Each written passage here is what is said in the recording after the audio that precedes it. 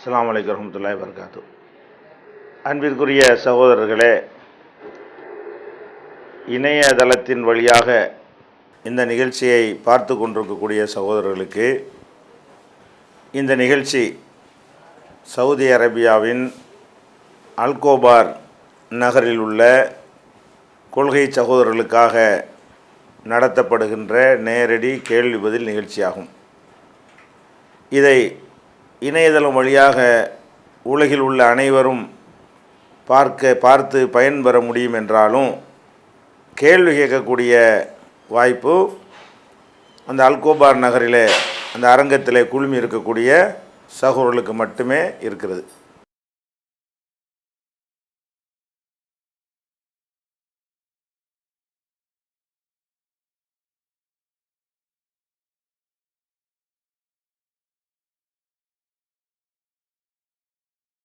கேள்வி கேட்குறாங்கன்னா, தமிழகத்தில் இருக்கிற இஸ்லாமிய அமைப்புகள்லேயே பெரிய அமைப்பாக நாம் தான் இருக்கிறோம். அப்படி இருக்கக்கூடிய நாம் கடந்த ஆட்சியில் போராடி 3.5% இடஒதுக்கீடை பெற்றுத்தந்தோம். பெற்றுத்தந்த பிறகு இன்றைக்கி நம்ம பிள்ளைங்க படிக்கிறதுக்கு தயாராக இல்லை, பொருளாதாரத்தில் மற்றெல்லாம் பின்தங்கி இருக்கிறாங்க. அப்போ இதை கல்வியை ஊக்குவிப்பதற்காகவும் பொருளாதாரத்தை மேம்படுத்துவதற்காகவும் அதுக்கண்டு எல்லாரையும் அரவணைத்து ஒரு குழு அமைத்து அது மாதிரி செய்யக்கூடிய வேறு திட்டங்கள் எதுவும் இருக்குதா அப்படின்னு கேட்குறாங்க. முதல்ல நம்ம ஒரு விஷயத்தை தெளிவாக புரிந்து கொள்ள வேண்டும். தமிழ்நாடு தௌஹீத் ஜமாத் என்கிற இந்த அமைப்பை பொறுத்த வரைக்கும் இதனுடைய முதன்மையான முக்கியமான பணி என்னவென்று சொன்னால் தாவா பணி தான். முஸ்லீம்களுக்கு இஸ்லாத்தை சரியான முறையில் சொல்வது, முஸ்லீம் அல்லாத மக்களுக்கு இஸ்லாத்தை உரிய முறையில் அறிமுகம் செய்வது, இந்த பணி தான் நம்முடைய பணிகளில் தலையாய முதன்மையான பணியாக நம்ம வைத்திருக்கிறோம். மார்க்கத்தில் இந்த பணிக்கு தான் கூடுதலாக முக்கியத்துவம் தரப்பட்டு இருக்கிறது. இந்த பணியை செய்து கொண்டு இதில் குறைவு இல்லாமல் அனைத்து காரியங்களையும் செய்து கொண்டு தான் இடையிடையே மற்ற சின்ன சின்ன விஷயங்களை எல்லாம் நம்ம எடுத்துக்கொண்டிருக்கிறோம். இந்த இடஒதுக்கீடு இந்த மாதிரி விஷயங்கள்லாம் ஒரு உலகத்தில் உள்ள ஒரு மேட்ரு, இதுக்குரிய முக்கியத்துவத்தை நம்ம கொடுப்போம். ஆனால் இதுக்குரிய முக்கியத்துவத்தை கொடுக்குறோம் என்பதற்காக வேண்டி தௌஹீது கொள்கையை இரண்டாம் பட்சமாக்குற அளவுக்கு நம்ம முக்கியத்துவம் கொடுக்க மாட்டோம். சீர்திருத்த கருத்துக்களையும் குர்ஆன் ஹதீஸில் உள்ள போதனைகளையும் மக்கள்கிட்ட கொண்டு செல்லணும், இதை முதன்மை திட்டமாக வைத்து கொண்டோம். மற்ற விஷயங்கள் எல்லாம் இதை முழுமையாக நம்பி ஏற்றுக்கொண்டு யார் நம்மிடத்தில் பொருளாதார உதவி செய்கிறாங்களோ, எந்த அளவுக்கு உதவிகள் திரளுகிறதோ அதுக்கு ஏற்றவாறு தான் வேறு திட்டங்களை நம்ம செயல்படுத்த முடியும். இப்போ பணம் திரட்டுவது, பொருளாதார உதவிக்கு இறங்குவது என்பதுதான் குறிக்கோள், முதல் குறிக்கோள் என்று நாங்கள் எடுத்தோம் என்று சொன்னால், பலதரப்பட்டவர்களை அணுகும் பொழுது அவங்க என்ன செய்வாங்கன்னா, அவங்க ஒரு டிமாண்ட் வைப்பாங்க. நீங்கள் இதெல்லாம் செய்கிறதா இருந்தால் இதெல்லாம் கொஞ்சம் குறைச்சிக்கிறங்க, அதெல்லாம் கொஞ்சம் குறைச்சிக்கிறங்க, இதெல்லாம் நீங்கள் செய்யாது என்று அவங்க நமக்கு அறிவுரை சொல்ல ஆரம்பிப்பாங்க. கடைசியில் என்ன ஆயிருந்தால் அது பணம் திரட்டுற வேலை மட்டும்தான் நடக்குமே தவிர நம்மிடத்தில் எந்த விதமான தௌஹீது பேசிக்கில் உள்ள செயல்பாடுகளும் நடக்காது. அதனால் நம்ம என்ன செய்கிறோம்னா, இந்த செயலை தான் நம்ம செய்வோம். இந்த செயலை செய்யும் பொழுது இதில் காம்ப்ரமைஸ் பண்ணக்கூடிய வகையில் மாற்று கருத்து உடையவர்களெல்லாம் நிதி ஆதாரத்தை திரட்டி அவங்க நமக்கு டிமாண்ட் பண்ணி அவங்க நிபந்தனை போடக்கூடிய வகையில் இது போய்விடும். நம்ம மக்களுக்கெல்லாம் பொருளாதார உதவி செய்ய போகிறோம் அப்படின்னு ஒவ்வொருத்தரையாக நம்ம போய் அணுகி கொள்கையில் மாறுபட்டெல்லாம் அணுகும்போது அவங்க இந்த ஒரு அட்வைஸை சொல்லுவாங்க. நமக்கு அதில் உடன்பாடு கிடையாது. இந்த ஜமாத்தில் இருந்து கொண்டு இதை நம்பி யார் பொருளாதார உதவி செய்கிறார்களோ அதுக்கு ஏற்றவாறு நம்மால் என்ற கல்வி உதவிகளை செய்யத்தான் செய்கிறோம். அதுக்கு ஏற்றவாறு கல்விக்கு ஆர்வம் ஊட்டக்கூடிய வழிகளை செய்யத்தான் செய்கிறோம். அதுக்கு ஏற்றவாறு பொருளாதார உதவிகளை செய்து கொண்டு தான் இருக்கிறோம். இந்த மாதிரி தான் நம்ம செய்வோமே தவிர இதையே ஒரு முதன்மையான திட்டமாக ஆக்கி கொண்டு அனைவர்கிட்டையும் போய் சப்போர்ட்டை கேட்டுக்கொண்டு அனைவர்கிட்டையும் ஆதரவு பெற்றுக்கொண்டு நடத்த போனோம்னு சொன்னால் அதுதான் முதன்மையானதாக போய் இதெல்லாம் ரெண்டாவது மூணாவதாகி கடைசியில் மறக்கடிக்கப்படக்கூடிய நிலைமை உண்டாகிவிடும். அதில் எல்லாம் ஒரு அளவுக்கு தான் நாங்கள் கவனம் செலுத்துவதாக இருக்கிறோம். முழுக்க என்ன என்று கேட்டால், நரகத்துக்கு செல்வதிலிருந்து நம்ம மக்களை காப்பாற்றணும், குறிப்பாக நிரந்தர நரகத்திற்கு போகாமல் காப்பாற்றணும். அந்த வேலையை நம்ம முன்னுரிமை கொடுத்து ஒரு 90% ஒர்க்குகள் அதை மையமாக வைத்திருக்கட்டும். அதே நேரத்தில் துன்யாவுடைய விஷயங்களும் ஒரு 10% கொடுக்கத்தான் வேணும். அதையும் நம்ம செய்வோம். எந்த அளவுக்கு செய்வோம் என்றால் அதுக்கு பங்கமோ பாதிப்போ வராத வகையில் செய்வோம் இருக்கிறதுனால இந்த மாதிரி திட்டங்கள் நாங்கள் போடலைங்க.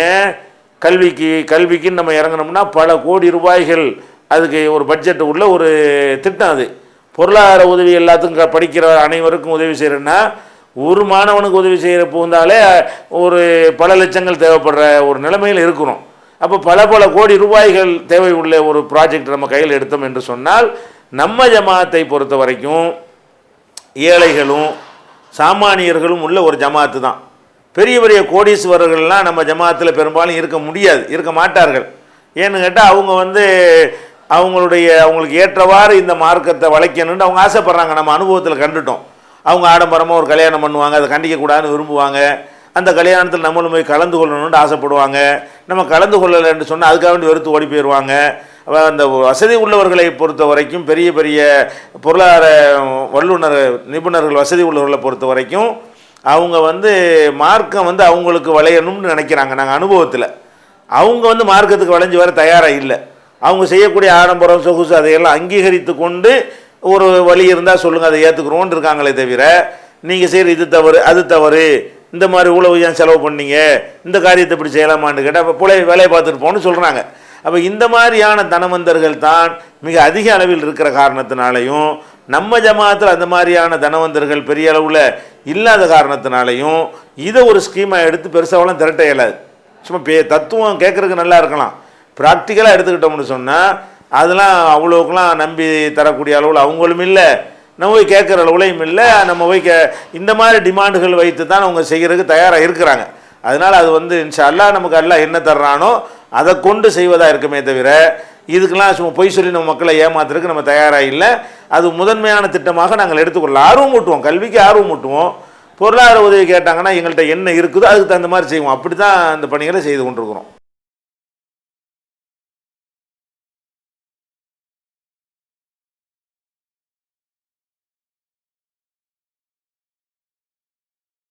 மற்ற இயக்கங்களை பேசும்போது மென்மையான முறையில் ஒரு கேள்வி கிண்டல் இல்லாத வகையில் அவங்கள தவற சுட்டி காட்டலாமே அப்படிங்கிறாங்க. ஆனால் தவற சுட்டி காட்டுற விதத்தை பொறுத்த வரைக்கும் பர்டிகுலராக இன்னென்ன மாதிரி வார்த்தைகள்லாம் இல்லாமல் இருந்தால் நல்லா இருக்கும் என்று சுட்டி காட்டினால் அதை பரிசீலித்து மாற்றிக்கொள்ளலாம். புத்தம்புதோ சொன்னோம்னா ஒருவருக்கு அது கேலி கிண்டல் மாதிரி தெரியக்கூடியது இன்னொருத்தருடைய பார்வைக்கு சரியான விமர்சனமாக தெரிகிறது. ஒருவருக்கு கடுமையாக தெரியக்கூடிய விஷயம் இன்னொருத்தருக்கு இன்னும் பத்தாதுன்னு சொல்லக்கூடிய வகையில் மனிதர்களுடைய பார்வை வித்தியாசப்படும். எல்லாத்துலேயும் உணர்வுகளை காட்டுற விஷயத்தை பொறுத்த வரைக்கும் நம்ம ஒருத்தர் விமர்சிக்கிறோம், ரொம்ப சில பேர் எல்லாத்தையுமே ஒரு மென்மையாக இருக்குன்னு நினைக்கக்கூடியவராக இருப்பார். அவர் ரொம்ப கூடுதலாக சொல்லிட்டேன்னு அவர் சொல்லுவார். இன்னொருத்தர் என்ன செய்வார், என்னங்க இவ்வளோ பெரிய தப்பு நடந்திருக்கு, இதுக்கு லேசாக வருடி கொடுக்குற மாதிரி சொல்கிறீங்களேன்னு அவர் கேட்பார். இதுக்கெல்லாம் ஒரு லிமிட், ஒரே யூனிஃபார்மாக அளவுகள் வைக்க முடியாது. இந்த கடுமையாக சொல்கிறது மென்மையாக சொல்கிற விஷயங்கள் எல்லாம் யூனிஃபார்மாக எல்லோரும் ஒரே மாதிரி இதெல்லாம் கடுமை அப்படி எல்லாம் ஒரே மாதிரி பார்ப்பாங்களான்னு பார்க்க மாட்டாங்க. இதெல்லாம் மென்மை எல்லோரும் ஒரே மாதிரியே பார்ப்பாங்களான்னு பார்க்க மாட்டாங்க. ஒருவருக்கு கடுமையாக தெரிவது ஒருத்தருக்கு மென்மையாக தெரியும், ஒருத்தருக்கு மென்மையாக தெரிவது ஒருத்தருக்கு கடுமையாக தெரியும், ஒருத்தர் சாதாரணமாக தெரிகிறது ஒருத்தர் கேலி மாதிரி தெரியும். அதனால் பொத்தாம்பொதுவாக சொல்லாமல் இன்னென்ன விஷயங்களில் இன்னென்ன மாதிரி இருக்குன்னு ஒரு மெயில் மூலமாக இந்நாள் இந்த இயக்கத்தை பற்றி இந்த வார்த்தையை பற்றி பேசினார், அதுக்கு அது கொஞ்சம் ஒரு கேலி மாதிரி தெரியுது, இப்படி பர்டிகுலராக சுட்டி காட்டினீங்கன்னு சொன்னால் அது உண்மையில் அது கரெக்டாக இருக்குமே. ஆனால் நம்ம என்ன செய்வோம், அது மாதிரியான சொற்களை மாற்றிக்கொள்வோம். கேள்வி பண்ண நோக்கமெல்லாம் கிடையாது. அந்த உணர்வுகளை வெளிப்படுத்துகிற விதங்களில் ஆளாளுக்கு வித்தியாசம் இருக்கிற காரணத்தினால அவரவர் நிலையிலிருந்து அவர் வெளிப்படுத்துகிறார். அப்படி வெளிப்படுத்தக்கூடிய நேரத்தில் ஒருவருக்கு அப்படி தெரியும், ஒருவருக்கு ரெண்டு பேருக்கு அப்படி தெரிந்தால் அதுக்கு நம்ம முக்கியத்துவம் கொடுக்க முடியாது.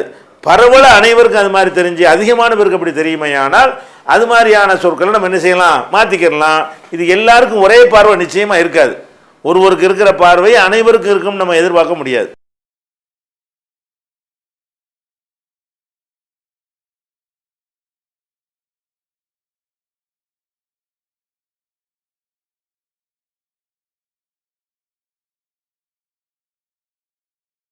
அதாவது தொலைக்காட்சி சேனல் நடத்துகிறார்கள், அதில் நாமும் பங்குதாரராக சேருகிறோம். அப்படி சேரும் பொழுது அந்த தொலைக்காட்சி நடத்தக்கூடியவர்கள் தங்களுடைய நிகழ்ச்சியில் இஸ்லாம் அனுமதிக்காத பல விஷயங்களை ஒளிபரப்புகிறார்கள். தவறான கடவுள் கொள்கையை பற்றி அவர்கள் போடுகிறார்கள். ஆபாசங்கள், சூதாட்டம், சினிமா, இது மாதிரியான விஷயங்களை எல்லாம் அவர்கள் என்ன செய்கிறாங்க, போடுகிறார்கள். அதன் மூலமாக செய்யும் பொழுது நமக்கு அதில் குற்றம் வருமா, நம்ம பங்குதாரராக இருந்தால் நம்ம குற்றம் வருமா அப்படின்னு கேட்குறாங்க. கண்டிப்பாக வரும். எந்த ஒரு மனிதனாக இருந்தாலும் அவன் எதில் பங்காளியாக இருக்கிறானோ அவங்க செய்யக்கூடிய குற்றங்கள்ல எல்லாம் இவனுக்கு நிச்சயமாக பங்கு இருக்கிறது. அல்லாஹ் குர்ஆன்ல என்ன சொல்லி காட்டுறான், ஒமை யஸ்ஃபா ஷஃபாஅத்தன் ஹஸனத்தன் யகுன் லஹு கிஃபுலும் மின்ஹா. யார் ஒரு அழகான விஷயத்தை மக்களுக்கு பரிந்துரை செய்கிறாரோ அதில் அவருக்கு பங்கு இருக்கிறது. ஒமை யஸ்ஃபா ஷஃபாஅத்தன் ஸய்யிஅத்தன் யகுன் லஹு கிஃபுலும் மின்ஹா. கெட்ட ஒரு விஷயத்தை யார் மக்களுக்கு பரிந்துரை செய்கிறாரோ அதில் அவருக்கு பங்கு இருக்கிறது என்று அல்லாஹ் குர்ஆனில் சொல்லி காட்டுகிறான். அதே மாதிரி ஒலா தாவனு அலல் இஸ்மி ஒல் உதுவான், பாவத்திற்கும் வரம்பு மீறலுக்கும் ஒருவருக்கொருவர் உதவி செய்து கொள்ளாதீர்கள் என்றும் அல்லாஹ் திருமறையில் சொல்லி காட்டுகிறான். அப்போ நமக்கு இதெல்லாம் பாவம் நல்லா தெரிகிறது. அந்த பாவம் நம்முடைய பணத்தை கொண்டு இயங்கக்கூடிய ஒரு டிவியின் மூலமாக ஒளிபரப்பப்படுகிறது என்று சொன்னால் அதன் மூலமாக வரக்கூடிய வருமானம் நமக்கு ஹராமாகிவிடும். அதில் பங்கு சேரவே கூடாது. எதில் நீங்கள் பங்கு சேர்ந்தாலும், ஒரு கடையில் நீங்கள் போய் என்ன செய்கிறீங்க, பங்குதாரராக சேர்றீங்க. அந்த கடையில் சாராயம் விற்கிறாங்க, அந்த கடையில் போதைப் பொருள் விற்கிறாங்க, அந்த கடையில் லாட்டரி சீட்டு விற்கிறாங்க, அந்த கடையில் தடை செய்யப்பட்ட பொருள்களை என்ன செய்கிறாங்க, விற்பனை செய்கிறாங்கன்னு சொன்னால் அதில் அது உங்களுக்கு நல்ல பொருள்கள் அதில் இருந்தாலும் இந்த கெட்ட பொருள் விற்கிறாங்கன்னு தெரியும் போது அதில் நீங்கள் பங்குதாரராக இருந்தால் உங்களுக்கு அதில் கண்டிப்பாக குற்றம் வரத்தான் செய்யும். அந்த பொருள் ஹராமாக தான் ஆகும். அதனால் நம்ம ஒரு தொழிலில் எந்த தொழிலில் முதலீடு செய்வதாக இருந்தாலும் அது முழுக்க முழுக்க ஹலாலானதாக இருக்க வேண்டும். அது ஹராமாக மார்க்கத்தில் தடை செய்யப்பட்டதாக இருக்கக்கூடாது. அப்படி இருக்குமையானால் அது அந்த வருமானமே ஹராம் ஆகிரும். அதனால் அந்த மாதிரி தவிர்த்துக்கொள்ளணும். இது பளிச்சுன்னு தெரிகிற ஒரு விஷயந்தான். பெரிய டீப்பான ஒரு ஆராய்ச்சிலாம் நம்ம தேவையில்லை. நம்மளை முதலாளியாக கொண்ட ஒரு 10 பேர் சேர்ந்து ஒரு தொழில் வைக்கிறாங்கன்னா 10 பேர் அதுக்கு முதலாளி தான். நாம் முதலாளியாக இருக்கக்கூடிய ஒரு நிறுவனத்திலிருந்து ஹராமானதை செய்தால் அதுக்கு நமக்கு நிச்சயமாக என்ன இருக்குது, பங்கு இருக்கிறது. அதே நேரத்தில் இப்படி அதாவது ஒரு தொலைக்காட்சியில் நீங்கள் பங்கு சேர்றீங்க. எப்படி சேர்றீங்க, 24 மணி நேரம் இருக்கிறது. ஒரு 8 மணி நேரம் எனக்கு உரியது, ஒரு 8 மணி நேரம் உனக்கு உரியது, ஒரு 8 மணி நேரம் உனக்கு உரியது என்று நீங்கள் பிரித்து கொண்டு அந்த 8 மணி நேரத்தை மட்டும் உங்களுக்கு உரியதாக வாங்கி கொண்டீர்களேயானால் அந்த 8 மணி நேரத்துக்குள்ளே மற்ற விஷயங்கள் வராமல் மார்க்கம் தடை செய்த விஷயங்களை எல்லாம் தவிர்த்து கொண்டு மார்க்கம் அனுமதிச்ச மட்டும் நீங்கள் போட்டுக்கொண்டிருந்தீர்களே ஆனால் நீங்கள் பிரித்து விட்ட காரணத்தினால் அதில் உங்களுக்கு குற்றம் வராது. ஏன், இந்த 8க்கு தான் நீங்கள் பொறுப்பாளி. அந்த 8 மணி நேரத்தில் உள்ள அனைத்தையும் முடிவு பண்ணக்கூடியது, டிசைட் பண்ணுறது எல்லாமே நீங்களாக இருப்பீர்கள். அப்படி இருக்குமையானால் அதில் நமக்கு என்ன வராது, குற்றம் வராது. 3 பேர் சேர்ந்து ஒரு பொருளை வாங்கும் பொழுது ஒருத்தர் 3 பேர் சேர்ந்து ஒரு கார் வாங்குகிறோம், ஆளுக்கு ஒரு நாளைக்குன்னு சொல்லி பிரிச்சுக்கிறோம். அவருக்குரிய நாளில் அவர் கோயிலுக்கு போகிறாரு, இவருக்குரிய நாளில் இவர் தர்காவுக்கு போகிறாரு, இவருக்குரிய நாளில் உங்களுக்குரிய நாளில் நீங்கள் மார்க்கம் நான் அனுமதித்த ஒரு காரியத்தை பயன்படுத்துகிறீங்க என்று சொன்னால் இப்போ உங்களுடைய அந்த ஒரு நாள் தான் உங்களுக்கு அதில் உங்களுக்கு உரிமை. மீதி 2 நாள் உங்களுக்கு உரியது இல்லை. ஏன், நீங்கள் 33% தான் நீங்கள் உரிமையாளராக இருக்கிறீங்க. நம்ம உரிமையாளராக எதில் இருக்கிறோமோ அதுக்கு தகுந்த அளவுக்கு செய்து இது மாதிரி இருந்தால் குற்றம் வராது. ஒட்டுமொத்தமாக எல்லாம் ஒன்றா வைத்து கொண்டு இதில் நாங்கள் எல்லாரும் கூட்டாளி, ஒவ்வொரு வினாடிக்கும் நாங்கள் 3 பேரும் பங்காளி, ஒவ்வொரு நிமிஷ நிகழ்ச்சிக்கும் எங்கள் 3 பேருக்கும் பங்கு இருக்கிறது, இப்படி அடிப்படையில் பிரிக்கப்படாமல் இருக்குமையானால் அது கண்டிப்பாக அது பாவம் வரத்தான் செய்யும். அதுக்கு தகுந்தவாறு நடந்து கொள்ள வேண்டும். இரக்க குணம் கொண்டோரே, அஸ்ஸலாமு அலைக்கும். தாய் தந்தையரையோ அல்லது இதில் ஏதாவது ஒருவரையோ இழந்து வாடும் ஆதரவற்ற பிள்ளைகள் நம் சமுதாயத்தில் ஏராளம். பெற்றோர்களின் அரவணைப்பின்றி ஏங்கித் தவிக்கும் இவர்களுக்காகவும், பெற்றோர்கள் இருந்தும் வறுமையின் காரணமாக வாழ்வாதாரத்திற்கு வாடிக்கொண்டிருக்கும் சிறுவர்களுக்காகவும் விசாலமான கட்டிடத்தில் அர் ரஹ்மான் சிறுவர் ஆதரவு இல்லம் செயல்பட்டு வருகிறது. பாசத்தோடும் பரிவோடும் தாயுள்ளத்தோடு பராமரிக்கப்பட்டு வருகின்றனர் இந்த சிறார்கள். மார்க்க நெறியோடும் ஒழுக்க மாண்போடும் நடத்தப்பட்டு வரும் இந்த சிறுவர் ஆதரவு இல்லம் உணவு, உடை உள்ளிட்ட அனைத்தும் முற்றிலும் இலவசமாகவே வழங்கப்பட்டு வருகிறது. ஒரு சிறுவனுக்காக மாதந்தோறும் ஆகும் செலவு ரூபாய் 4000. ஒரு வருடத்திற்கு ஒரு சிறுவனுக்கு ரூபாய் 48,000 செலவாகிறது. நானும் அனாதையின் காப்பாளரும் சொர்க்கத்தில் இணைந்திருப்போம் என அல்லாஹ்வின் தூதர் ஸல்லல்லாஹு அலைஹி வஸல்லம் கூறியுள்ளார்கள். எனவே எங்களோடு சேர்ந்து நீங்களும் இவர்களுக்கு ஆதரவு கரம் நீட்ட மறுமையில் அதிகம் நன்மையை பெற்றுத்தரும் இந்த மகத்தான பணிக்கு உங்களின் ஜகாத் மற்றும் நன்கொடைகளை தாராளமாக வாரி வழங்கிடுவீர். உங்களது நன்கொடைகளை டிடியாகவோ செக்காகவோ மணி ஆர்டராகவோ அனுப்பலாம். டிடி அனுப்புபவர்கள் தமிழ்நாடு தௌஹீத் ஜமாஅத் வங்கி கணக்கு எண் 7882748827 இந்தியன் வங்கி மண்ணடி கிளை என்ற பெயரில் எடுத்து அனுப்ப வேண்டிய முகவரி தமிழ்நாடு தௌஹீத் ஜமாஅத் மாநில தலைமையகம் 30 அரண்மனைக்காரன் தெரு மண்ணடி சென்னை 1.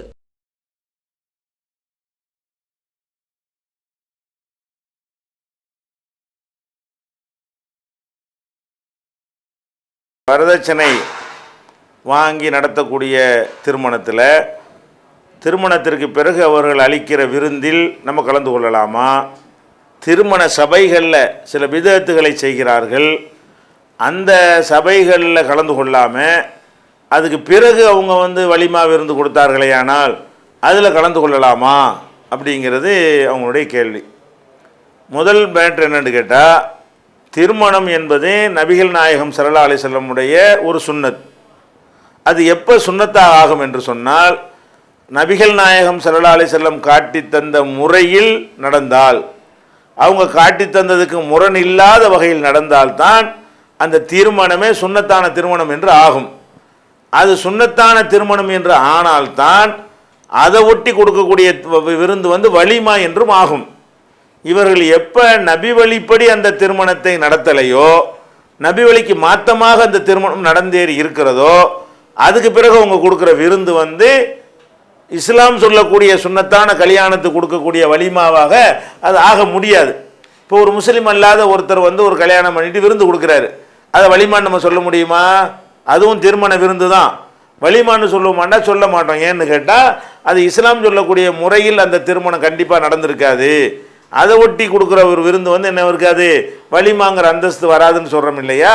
அதே மாதிரி தான் இவங்க செய்யக்கூடிய திருமண சபைக்குள்ள திருமணத்திற்கு உள்ள பல பிதஅத்துகள், தாலி மாலை அல்லாஹ் அல்லி பைனவுமா இந்த மாதிரி என்னென்னமோ போட்டு மார்க்கத்துக்கு விரோதமானலாம் செஞ்ச பிறகு அது இஸ்லாத்திற்கு வெளியே நின்று நடத்தப்பட்ட திருமணமாகத்தான் ஆகுமே தவிர இஸ்லாம் சொல்லக்கூடிய திருமணமாக ஆகாது. அப்போ இஸ்லாம் சொல்ல திருமணமாக நடந்தால் தானங்க அதுக்கு வலிமாவும் சுன்னத்தாக முடியும். பாதி மட்டும் சுன்னத்தாக முடியுமா? அல்லாஹ் குர்ஆனில் என்ன சொல்கிறான்? அஃபதுமினூன பிபாலில் கிதாபி வ தக்ஃபுரூன பிபாலின், நீங்கள் வேதத்தில் ஒரு பகுதியை நம்பி மறுபகுதியை மறுக்கிறீர்களா அப்படின்னு அல்லாஹ் கேட்குறான். ஃபமா ஜஸாவு மன் யஃபஅலு ஸாலிக இல்லா ஹிஸியுன் ஃபில் ஹயாத்தி துன்யா, இது மாதிரி செய்யக்கூடியவர்களுக்கு என்ன கூலி தெரியுமா? இந்த உலகத்தில் இழிவு கிடைக்கும். யௌமுல் கியாமத்தி யுரத்தூன இலா அஷத்தில் அதாப், மறுமை நாளில் கடுமையான வேதனைக்கு அவர்கள் உட்படுத்தப்படுவார்கள் அப்படின்னு நல்லா சொல்கிறான். ஏற்றுக்கிட்டா முழுசாக ஏற்றுக்க. வலிமா மட்டும் சுன்னத்துன்னு பேசுகிறீங்கல்ல, வலிமா எப்படி சுன்னத்துன்னு பேசுகிறீங்க? அது மாதிரி கல்யாணம் தானே சுன்னத்து, அது சுன்னத்தான முறையில் இருக்கணுமா இல்லையா? அப்போ பாதியை ஏற்றுக்கிட்டு பாதியை விடுறது என்பது இஸ்லாத்தில் கிடையாது. எல்லாத்தையும் ஏற்றுக்கொண்டால்தான் அது முழுமையாகுமே தவிர பாதி கரெக்டாக இருந்து பாதி தவறாக இருந்துச்சு என்று சொன்னால் அதுக்கு பேர் இஸ்லாமிய அடிப்படையில் அது என்னவாகாது, அது திருமணம்ங்கிற ஒரு கணக்கில் வராதுங்கிறதுனால அதை ஒட்டி கொடுக்கக்கூடிய விருந்து நம்ம ஏற்றுக்கொள்ள முடியாது. வரதட்சணை வாங்கிட்டு ஒருத்தர் கல்யாணம் பண்ணிட்டாரு, அந்த சபையில் அவர் வாங்கினார், கல்யாண விருந்து தனியாக கொடுக்குறாரு நீங்கள் சொன்னீர்களே, ஆனால் அப்போ அந்த திருமணத்தில் வரதட்சணை வாங்கி நடத்தினார அது சுன்னத்தா? சுன்னத்தான திருமணத்துக்கு தானே சுன்னத்தான வலிமா வரும்.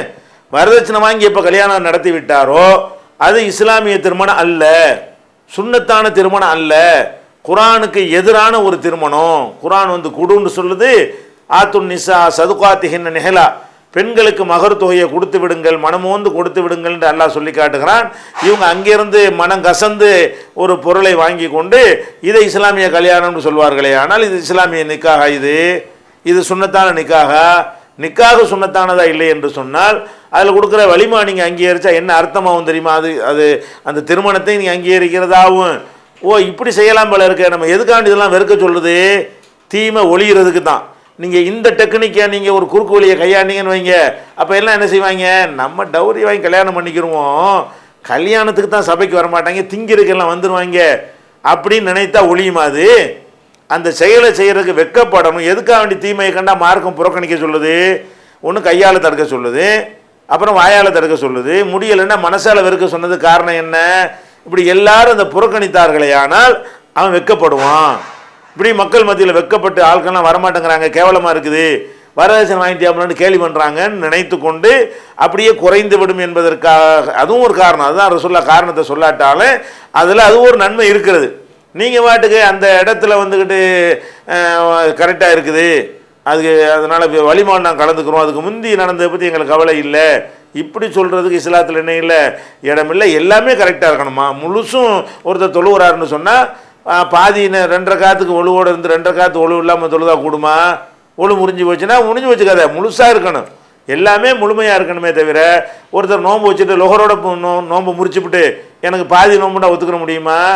செஞ்சால் முழுசாக தான் செய்யணும், பாதி பாதியெல்லாம் செய்ய முடியாது.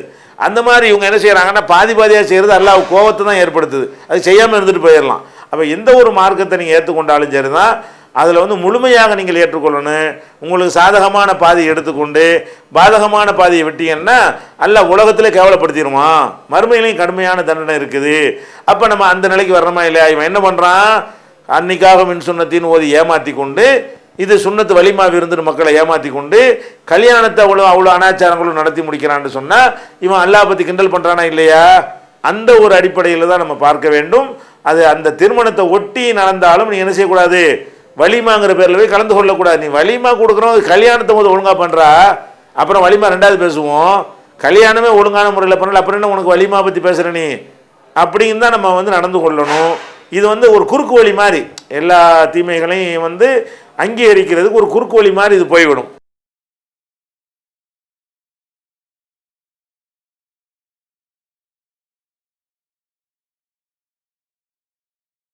இஜ்மா கியாஸ்ண்டா என்ன அப்படின்னு கேட்குறாங்க. இது சம்பந்தமாக இஜ்மா கியாஸ் என்றால் என்ன என்கிற ஒரு தலைப்பில் நம்முடைய onlinepj.comல தனியாக 2 மணி நேரம் போடக்கூடிய வீடியோ ஆடியோ சிடிகள் வந்து அப்லோடு செய்யப்பட்டிருக்கிறது. அதில் கூடுதலாக தெரிஞ்சுக்கிறங்க. ஷார்ட்டாக சொல்கிறதா இருந்தால் இஜ்மா என்ற வார்த்தைக்கு வந்து ஏகோபித்த முடிவு என்று அர்த்தம். கியாஸ் என்ற வார்த்தைக்கு வந்து ஒன்றிலிருந்து இன்னொன்றை புரிந்து கொள்ளுதல் என்று அர்த்தம். இப்போ வந்து இஸ்லாத்தினுடைய மூல ஆதாரம் 4ன்னு சொல்லுவாங்க சில ஆளுக்கு. குரானு, ஹதீஸு, இஜ்மா, கியாஸு 4மே ஆதாரம் அப்படிம்பாங்க. அதில் தான் இந்த இஜ்மா கியாஸ் வருது. குரான் ஹதீஸ் மார்க்க ஆதாரங்கிறது அது சந்தேகத்துக்கு அப்பாற்பட்டது, கண்டிப்பாக அது ஆதாரம் தான். 3வது இஜ்மாங்கிறாங்கல்ல, ஏகமனதாக எல்லாரும் சேர்ந்து ஒரு முடிவு எடுத்துட்டாங்கன்னா அது மார்க்கத்தில் உள்ளதாகிவிடும் அப்படிங்கிறாங்க. இதில் வந்து 2 தப்பு இருக்கிறது. 1வது வந்து எல்லா மனிதரும் ஏகமனதாக முடிவெடுத்தால் மார்க்கமாயிரும்னு கேட்டால் அதுக்கு எந்த குரான் வசனம் நமக்கு ஆதாரமாக இருக்குது? இல்லை, ஒரு ஆதாரம் இல்லை. எல்லா மக்களும் சேர்ந்து கொண்டு அப்போ மக்காவில் ரசூல் ஸல்லல்லாஹு அலைஹி வஸல்லம் வந்து அல்லாஹ்வுடைய தூதர்னு வந்தாங்களே, அந்த நேரத்தில் எல்லா மக்களும் ஏகமனதாகத்தான் கல்லை வணங்கிட்டு இருந்தாங்க. எல்லா மனிதரும் ஏகமனதாக கல்லை வணங்குறதுனால அது மார்க்கமாயிருமா? எல்லாரும் சேர்ந்துக்கிட்டு தப்பு பண்ணுவானே. அப்படி தான் இப்போ இந்தியாவுக்குள்ளே இஸ்லாம் வருவதற்கு முன்னாடி எல்லா மக்களும் சேர்ந்து தான் சிலை வணங்கிகளாக இருந்தாங்க. அப்போ எல்லா மக்களும் சேர்ந்து ஒரு முடிவு எடுத்துட்டாங்கன்னு அது வந்து மார்க்கமாயிட முடியுமா? எல்லா மக்களும் சேர்ந்து கொள்வது எப்படி அது மார்க்கமாகும்? மார்க்கமாகிறதா வஹி தான் மார்க்கமாகும், அல்லாஹ்விடமிருந்து வந்தால் தான் மார்க்கமாகுமே தவிர எல்லாரும் சேர்ந்து யோகபித்தல் என்பது மார்க்கம் ஆகாது. அதுக்கு எந்த விதமான ஒரு குரான் ஆயத்தோ ஆதாரபூர்வமான ஹதீஸுகளோ அதற்கு கிடையாது. இதை நான் ஃபஸ்ட்டு விளங்கிக்கிறேன். 2வது, இது வந்து சாத்தியமே இல்லாது, உலகத்தில் நடக்கவே நடக்காது. எல்லா மனுஷனும் சேர்ந்து ஒரு கருத்துக்கு வந்ததாக சரித்திரமே கிடையாது. கியாமத் நாள் வரைக்கும் அப்படி ஒரு சரித்திரம் ஏற்படவும் செய்யாது. எந்த ஒரு விஷயமா இருந்தாலும் ஒரே கருத்து அனைவருக்கும் வரவே வராது. அப்போ எல்லா மனிதர்களும் சேர்ந்து ஏக மனதாக எடுத்த ஒரு முடிவை காட்ட சொல்லுங்க பார்ப்போம். இஜ்மா ஆதாரங்கிறீங்கல்ல, இஜ்மா அடிப்படையில் எதெல்லாம் அப்படி ஒரு 2-3 உதாரணம் சொல்லுங்களேன் பார்ப்போம். ஒரு உதாரணம் காட்ட இயலாது. 5 வேளை தொழுகை இஜ்மான்னு சொல்லி இப்படி தான் சொல்ல முடியும். இது எதுக்கு இஜ்மா? இதுதான் ஹதீஸில் இருக்குதே. ஹதீஸில் இருக்கிறதுக்கு எதுக்கு இஜ்மாங்கிறேன்? குரான்லேயும் ஹதீஸில் இல்லாத ஒரு விஷயத்தில் அனைவரும் ஒன்றுபட்டார்கள்னு ஒன்று காட்ட இயலுமா? சஹாபாக்கள்லாம் சேர்ந்து ஒரு கருத்தில் இருந்தான்னு காட்ட இயலுமா?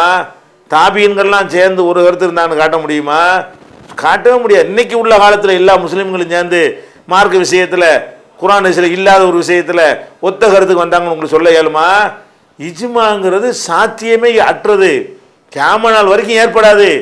72 கூட்டமாக பிரிஞ்சிரும்னு ரசூலுல்லாஹ் சொல்லிட்டாங்க. அது 72 நரகத்துக்கு போயிடும், ஒன்றா சொர்க்கத்துக்கு போவோம். அப்போ எப்படி எல்லாம் ஒன்றா வரப்போகிறாங்க?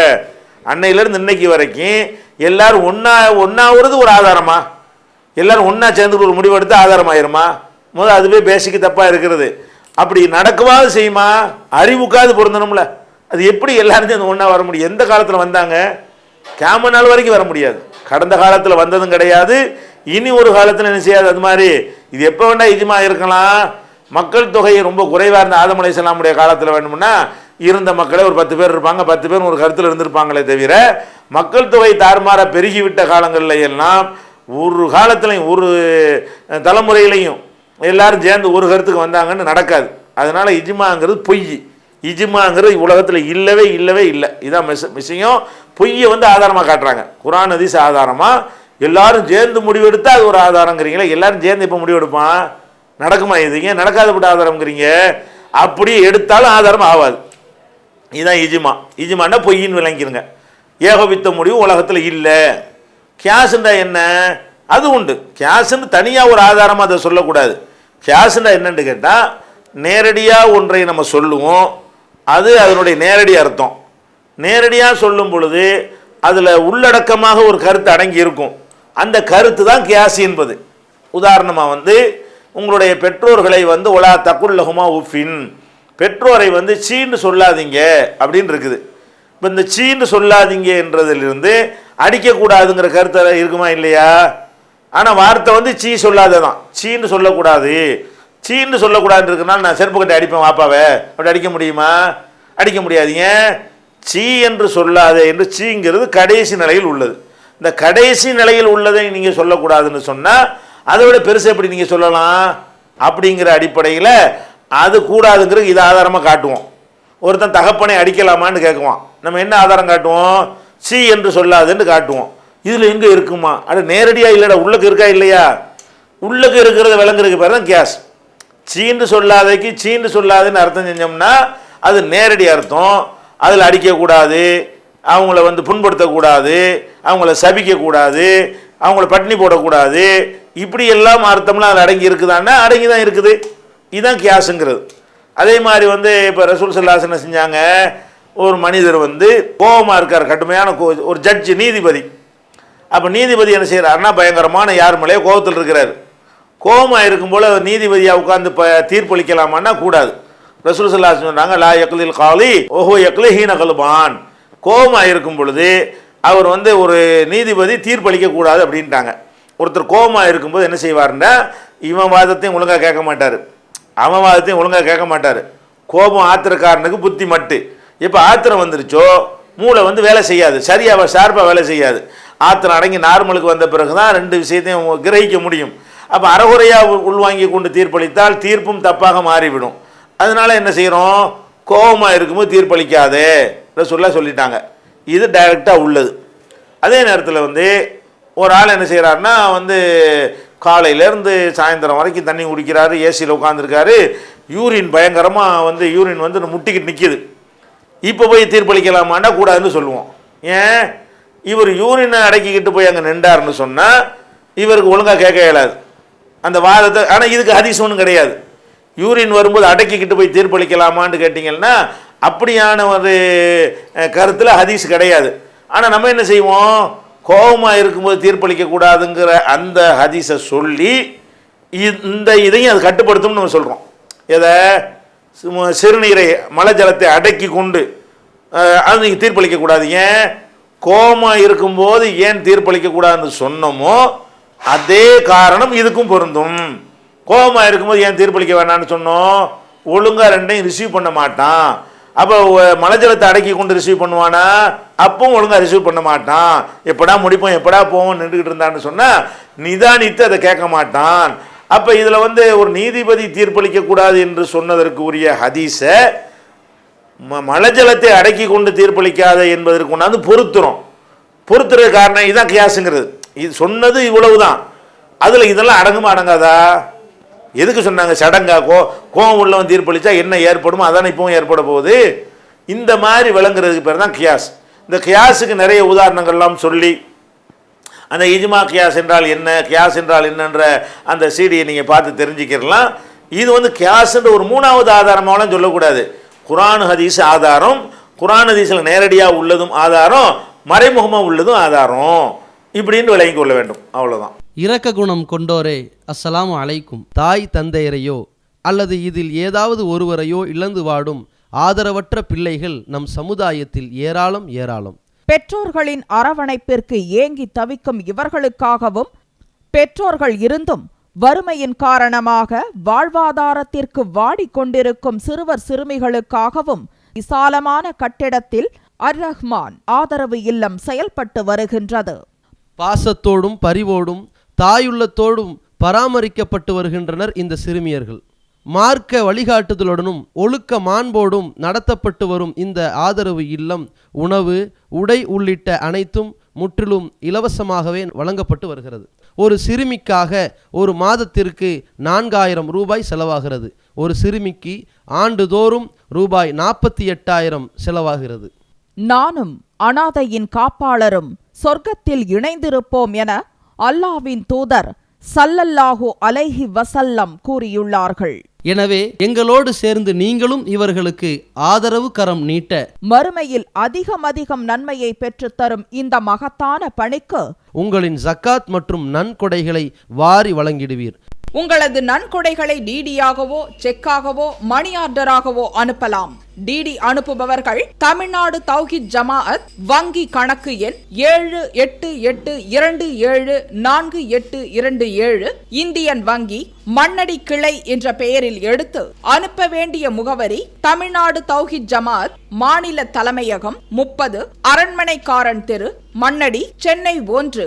TNTJ நடத்தும் ஆதரவற்றோர் முதியோர் இல்லம். பெற்றோர்களை பராமரிக்க வேண்டிய பிள்ளைகள் தங்கள் மார்க்க கடமைகளை மறந்து அவர்களை வீட்டை விட்டு வெளியேற்றி எவ்வித ஆதரவும் இல்லாத அனாதைகளாக அடுத்த வேளை உணவுக்கு கூட யாருடைய உதவியையாவது எதிர்நோக்கி காத்திருக்க கூடியவர்களாக மாற்றி விடுகின்றனர். அவர்களை தத்தெடுத்து உணவு, உடை, இருப்பிடம் மற்றும் மருத்துவ தேவையை பூர்த்தி செய்து கொடுத்து பராமரிக்கும் சேவையை தமிழ்நாடு தௌஹீத் ஜமாத் மேற்கொண்டு வருகிறது. மறுமை வாழ்க்கைக்கு மகத்தான வெற்றி தரும் இதுபோன்ற சேவைகள் தொடர தங்களின் பொருளாதாரத்தை வாரி வழங்குவீர். உங்களது நன்கொடைகளை டிடியாகவோ செக்காகவோ மணி ஆர்டராகவோ அனுப்பலாம். டிடி அனுப்புபவர்கள் தமிழ்நாடு தௌஹீத் ஜமாஅத் வங்கி கணக்கு எண் 7882748227 இந்தியன் வங்கி மண்ணடி கிளை என்ற பெயரில் எடுத்து அனுப்ப வேண்டிய முகவரி தமிழ்நாடு தௌஹீத் ஜமாஅத் மாநில தலைமையகம் 30 அரண்மனைக்காரன் தெரு, மண்ணடி, சென்னை 1.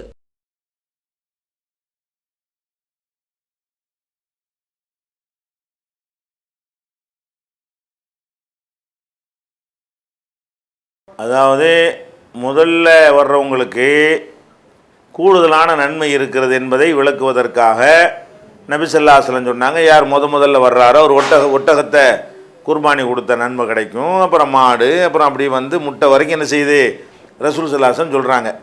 அப்போ இமாம் எப்போ மெம்பரில் ஏறி விட்டு உரைய ஆரம்பிக்கிறாரோ அந்த பதிவேடை மூடிக்கொள்கிறார்கள். இந்த ஃபஸ்ட்டில் வர்றதுக்குன்னு உள்ள பதிவேடு, அதுக்குள்ள பொதுவான பதிவேடு மூடப்படாது. அதில் கலந்து கொண்டவனுக்குரிய நன்மையெல்லாம் கிடைக்கும்.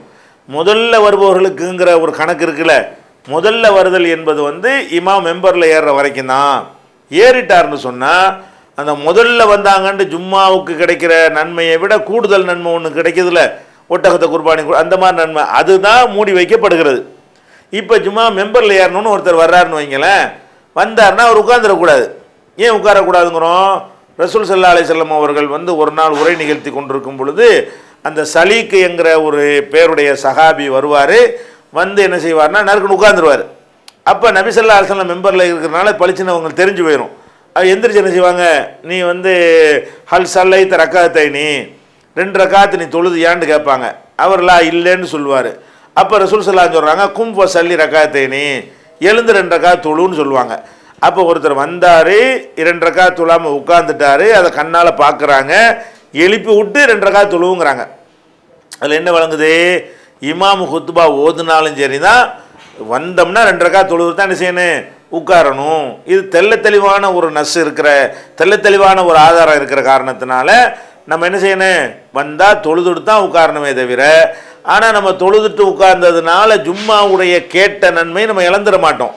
ஏன்? மலக்குகள் மூடி வைப்பது எதை மூடுறாங்கன்னு கேட்டால், இந்த ஜும்மாவுக்கு கிடைக்கிறது அல்லாமல் எக்ஸ்ட்ராவாக கூடுதலாக போனஸ் நன்மை இருக்க, அந்த பதிவேடு தான் இவர் தான் இழந்துட்டார். இமாம் ஏறின பிறகு வந்ததுனால இவர் அந்த வாய்ப்பை இழந்துட்டதுனால அது அவருக்கு இல்லை. இனிமேல் உள்ள மறுபடியும் என்ன, முதல்ல தொழுகை நடக்கும்போது குத்பா நடக்கும்போது வந்தால் 2 ரக்காத் தொழுது தான் உட்காரணும் என்கிற ரூல் படி அவர் நடந்து கொள்ளணும். அப்படி தெளிவான கட்டளை இருக்கிறதுனால வேறு காரணங்கள் நம்ம கற்பிக்கக்கூடாது. ரசூலுல்லாஹ் தெளிவாக ஒன்று சொல்லிட்டாங்கும் போது அதுக்கு என்ன செய்யக்கூடாது, நம்ம வேற ஒரு காரணத்தை சொல்லி கொண்டு மறுத்துடக்கூடாது.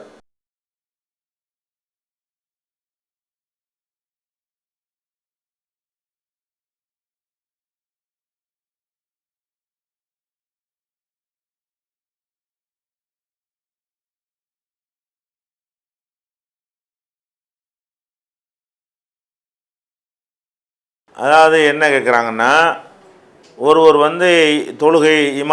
இமாம் தலைமையில் தொழுகை நடந்து கொண்டிருக்கும் பொழுது தாமதமாக வருவாங்க.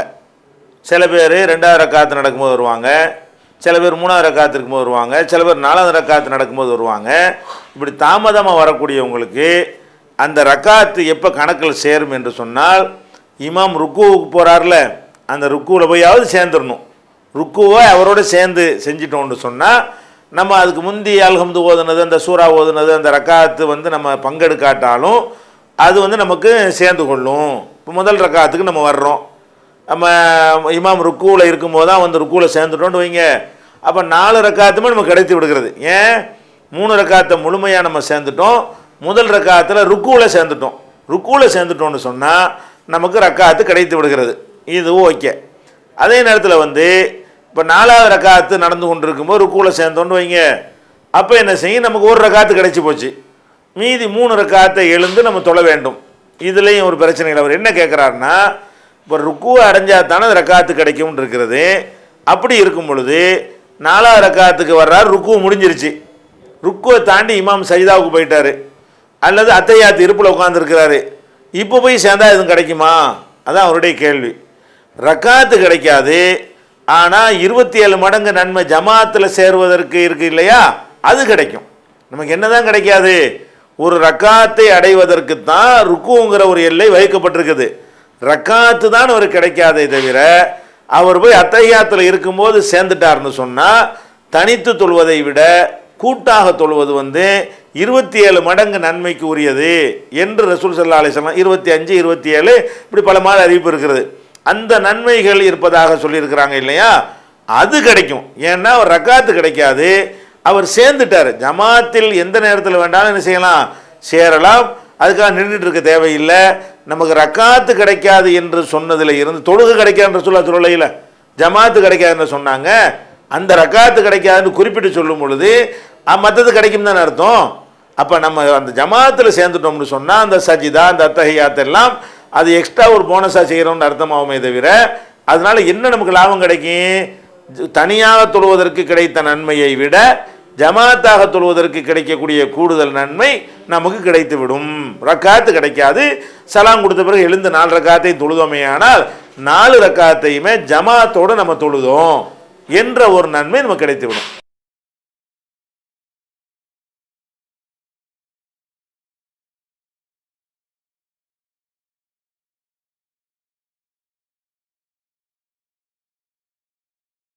அதாவது ஒருவர் ருக்குவில் சேர்றாரு, ருக்குவில் சேர்ந்துட்டு அந்த ருக்கு கிடைச்ச உடனே ருக்குலேருந்து எழுந்து என்ன செய்கிறாருன்னா, ரப்பனா லக்கல் ஹம்து ஹம்தன் கசீரன் தையிபன் முபாரக்கன் ஃபீஹி என்று ஒரு சொல்லக்கூடிய ஒரு வழக்கம் நடைமுறையில் இருக்கிறது.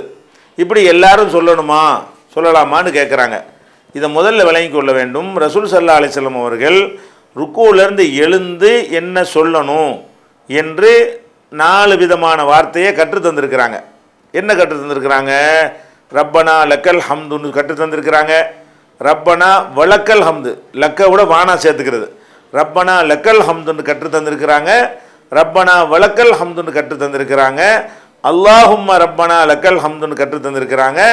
அல்லாஹும்ம ரப்பனா வலக்கல் ஹம்துன்னு கற்று தந்திருக்கிறாங்க. அப்போ ருக்குவிலேருந்து எழுந்த பிறகு அனைவரும் சொல்வதற்கு ரசூல் ஸல்லல்லாஹு அலைஹி வஸல்லம் கற்றுத்தந்தது என்னன்னு கேட்டால், இந்த 4 வார்த்தைகளில் ஒரு வார்த்தையை தான் கற்று தந்திருக்கிறாங்க. நம்மளும் என்ன செய்யணும், ருக்குவிலேருந்து எந்திரிச்சோடனே ரப்பனா லக்கல் ஹம்து என்றோ, ரப்பனா வலக்கல் ஹம்து என்றோ, அல்லாஹும்ம ரப்பனா லக்கல் ஹம்து என்றோ, அல்லாஹும்ம ரப்பனா வலக்கல் ஹம்து என்றோ நம்ம என்ன செய்யணும், சொல்லி கொள்ள வேண்டும். இது ரசூல் ஸல்லல்லாஹு அலைஹி வஸல்லம் கற்றுத்தந்தது. ரசூல் ஸல்லல்லாஹு அலைஹி வஸல்லம் காலத்தில் ஒரு சம்பவம் நடக்குது.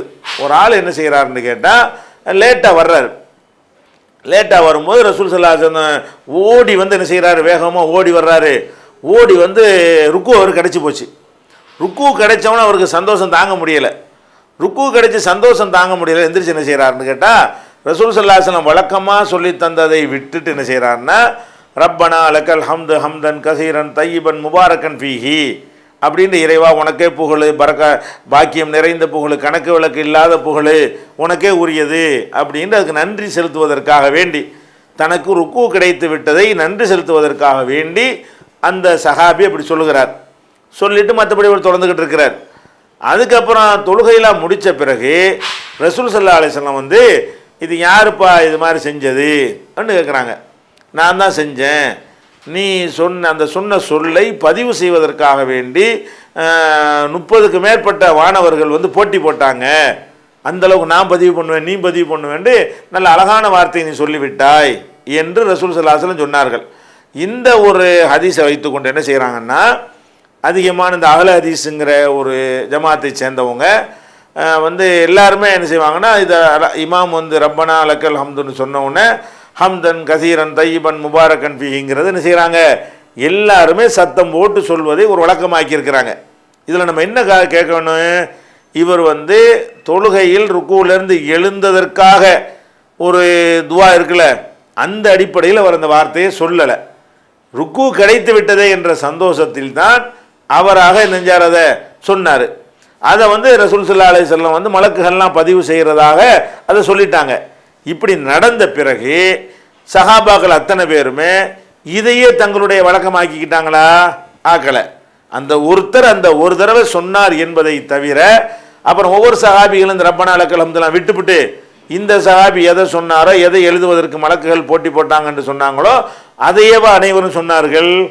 அப்படி சொன்னதற்கு எந்த விதமான அதுவே வழக்கமாகிவிட்டது, அதையே எல்லாரும் சொல்ல ஆரம்பித்து விட்டார்கள், மற்ற எல்லாம் விடுபட்டு போய்விட்டது என்று சொல்லலை. ஆனால் இப்போ என்ன பண்ணுறாங்கன்னு கேட்டால், ரசூல் ஸல்லல்லாஹு அலைஹி வஸல்லம் கற்றுத்தந்த நாளையுமே யாருமே சொல்கிறதில்ல. இந்த அஹ்ல ஹதீஸ்ங்கிறவங்க ரப்பனா லக்கல் ஹம்து ஹம்தன் கஸீரன் தையிபன் முபாரக்கன் ஃபீங்கிறத மட்டும்தான் என்ன செய்கிறாங்க, சொல்கிறார்கள். நபி ஸல்லல்லாஹு அலைஹி வஸல்லமுடைய மற்ற விஷயங்கள்லாம் விடுபடக்கூடியதாக இருக்கிறது. அதுபோக இன்னொன்று என்னன்னு கேட்டால், அவர் வந்து இந்த மாதிரி ஓடி வர்றார்ல, ஓடி வந்தால் சஃபில் சேர்ந்தார். இது ரசூலுல்லாஹ் பாராட்டிட்டாலும் இந்த ஓடி வர்றதை தடுத்து வர இருக்கிறாங்க. பின்னாடி நினைச்சிட்டாங்க, நீங்கள் வந்தீங்கன்னா நடந்தான் வரணும், நிதானமாக தான் வரணும், கிடைக்கிறவங்கள சேர்ந்துக்கிறங்க, கிடைக்கலன்னா விட்டுருங்க, ஓடி வராதிங்க அப்படின்னு சொல்லி என்ன செய்கிறாங்க, ரசூல் ஸல்லல்லாஹு அலைஹி வஸல்லம் கண்டிக்கிறாங்க. ஆனால் அவர் ஓடி தான் வந்து சேர்ந்தார். அதையும் நம்ம கவனிக்கணும். ஓடி வந்து சேர்றாரு.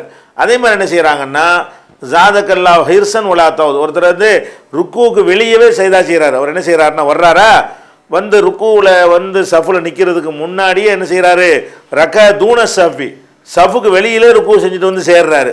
அப்போ ரசூலுல்லாஹ் என்ன செய்கிறாங்கன்னு கேட்டால், ஜாதக்கல்லா ஹிர்சன் அல்லாஹ் உனக்கு ஆர்வத்தை அதிகப்படுத்துவானாங்க, வலா தவுது இனிமே இப்படி செய்யாத, அந்த மாதிரியெல்லாம் சொல்லியிருக்கிறத நம்ம பார்க்குறோம். அப்போ இது மாதிரியான ஒரு அடிப்படையில் பார்த்தோம்னா, அது ஒருத்தருடைய ரக்வாத்து கிடைத்தது என்கிற சந்தோஷத்திற்காக அவர் சொன்னார். அதை அல்லாஹ்வுடைய ரசூல் அங்கீகரித்து கொண்டார்கள் என்பது தானே தவிர, அதையே அனைவரும் சொல்லணும் என்பதோ அனைவரும் சொன்னார்கள் என்பதோ அதுக்கு என்ன இல்லை, ஆதாரம் கிடையாது. இது சம்பந்தமாக வந்து நம்முடைய இணையதளத்தில் வந்து இதே விஷயமாக ரப்பனா லக்கல் ஹம்து சொல்லலாமா என்பது சம்பந்தமாக ஒரு ஆய்வு கட்டுரை onlinepj.com இன்னும் விரிவான ஆதாரங்களோடு எழுதப்பட்டிருக்கு. அதில் கூடுதல் தகவலுக்கு அதையும் பார்த்து கொள்ளுங்கள். டிஎன்டிஜே நடத்தும் ஆதரவற்றோர் முதியோர் இல்லம். பெற்றோர்களை பராமரிக்க வேண்டிய பிள்ளைகள் தங்கள் மார்க்க கடமைகளை மறந்து அவர்களை வீட்டை விட்டு வெளியேற்றி எவ்வித ஆதரவும் இல்லாத அனாதைகளாக அடுத்த வேளை உணவுக்கு கூட யாருடைய உதவியையாவது எதிர்நோக்கி காத்திருக்க கூடியவர்களாக மாற்றி விடுகின்றனர். அவர்களை தத்தெடுத்து உணவு, உடை, இருப்பிடம் மற்றும் மருத்துவ தேவையை பூர்த்தி செய்து கொடுத்து பராமரிக்கும் சேவையை தமிழ்நாடு தௌஹீத் ஜமாத் மேற்கொண்டு வருகிறது. மறுமை வாழ்க்கைக்கு மகத்தான வெற்றி தரும் இதுபோன்ற சேவைகள் தொடர தங்களின் பொருளாதாரத்தை வாரி வழங்குவீர். உங்களது நன்கொடைகளை டிடியாகவோ செக்காகவோ மணி ஆர்டராகவோ அனுப்பலாம். டிடி அனுப்புபவர்கள் தமிழ்நாடு தௌஹித் ஜமாஅத் வங்கி கணக்கு எண் 7882748827 இந்தியன் வங்கி மண்ணடி கிளை என்ற பெயரில் எடுத்து அனுப்ப வேண்டிய முகவரி தமிழ்நாடு தௌஹித் ஜமாஅத் மாநில தலைமையகம் 30 அரண்மனைக்காரன் தெரு மண்ணடி சென்னை 1.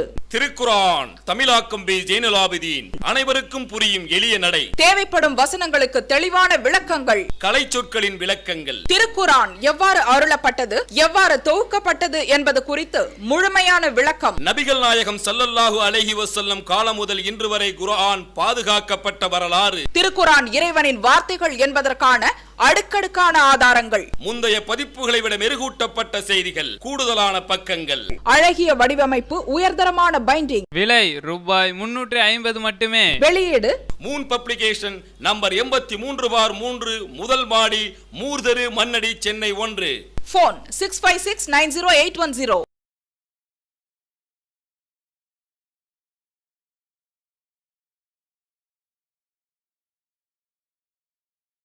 அதாவது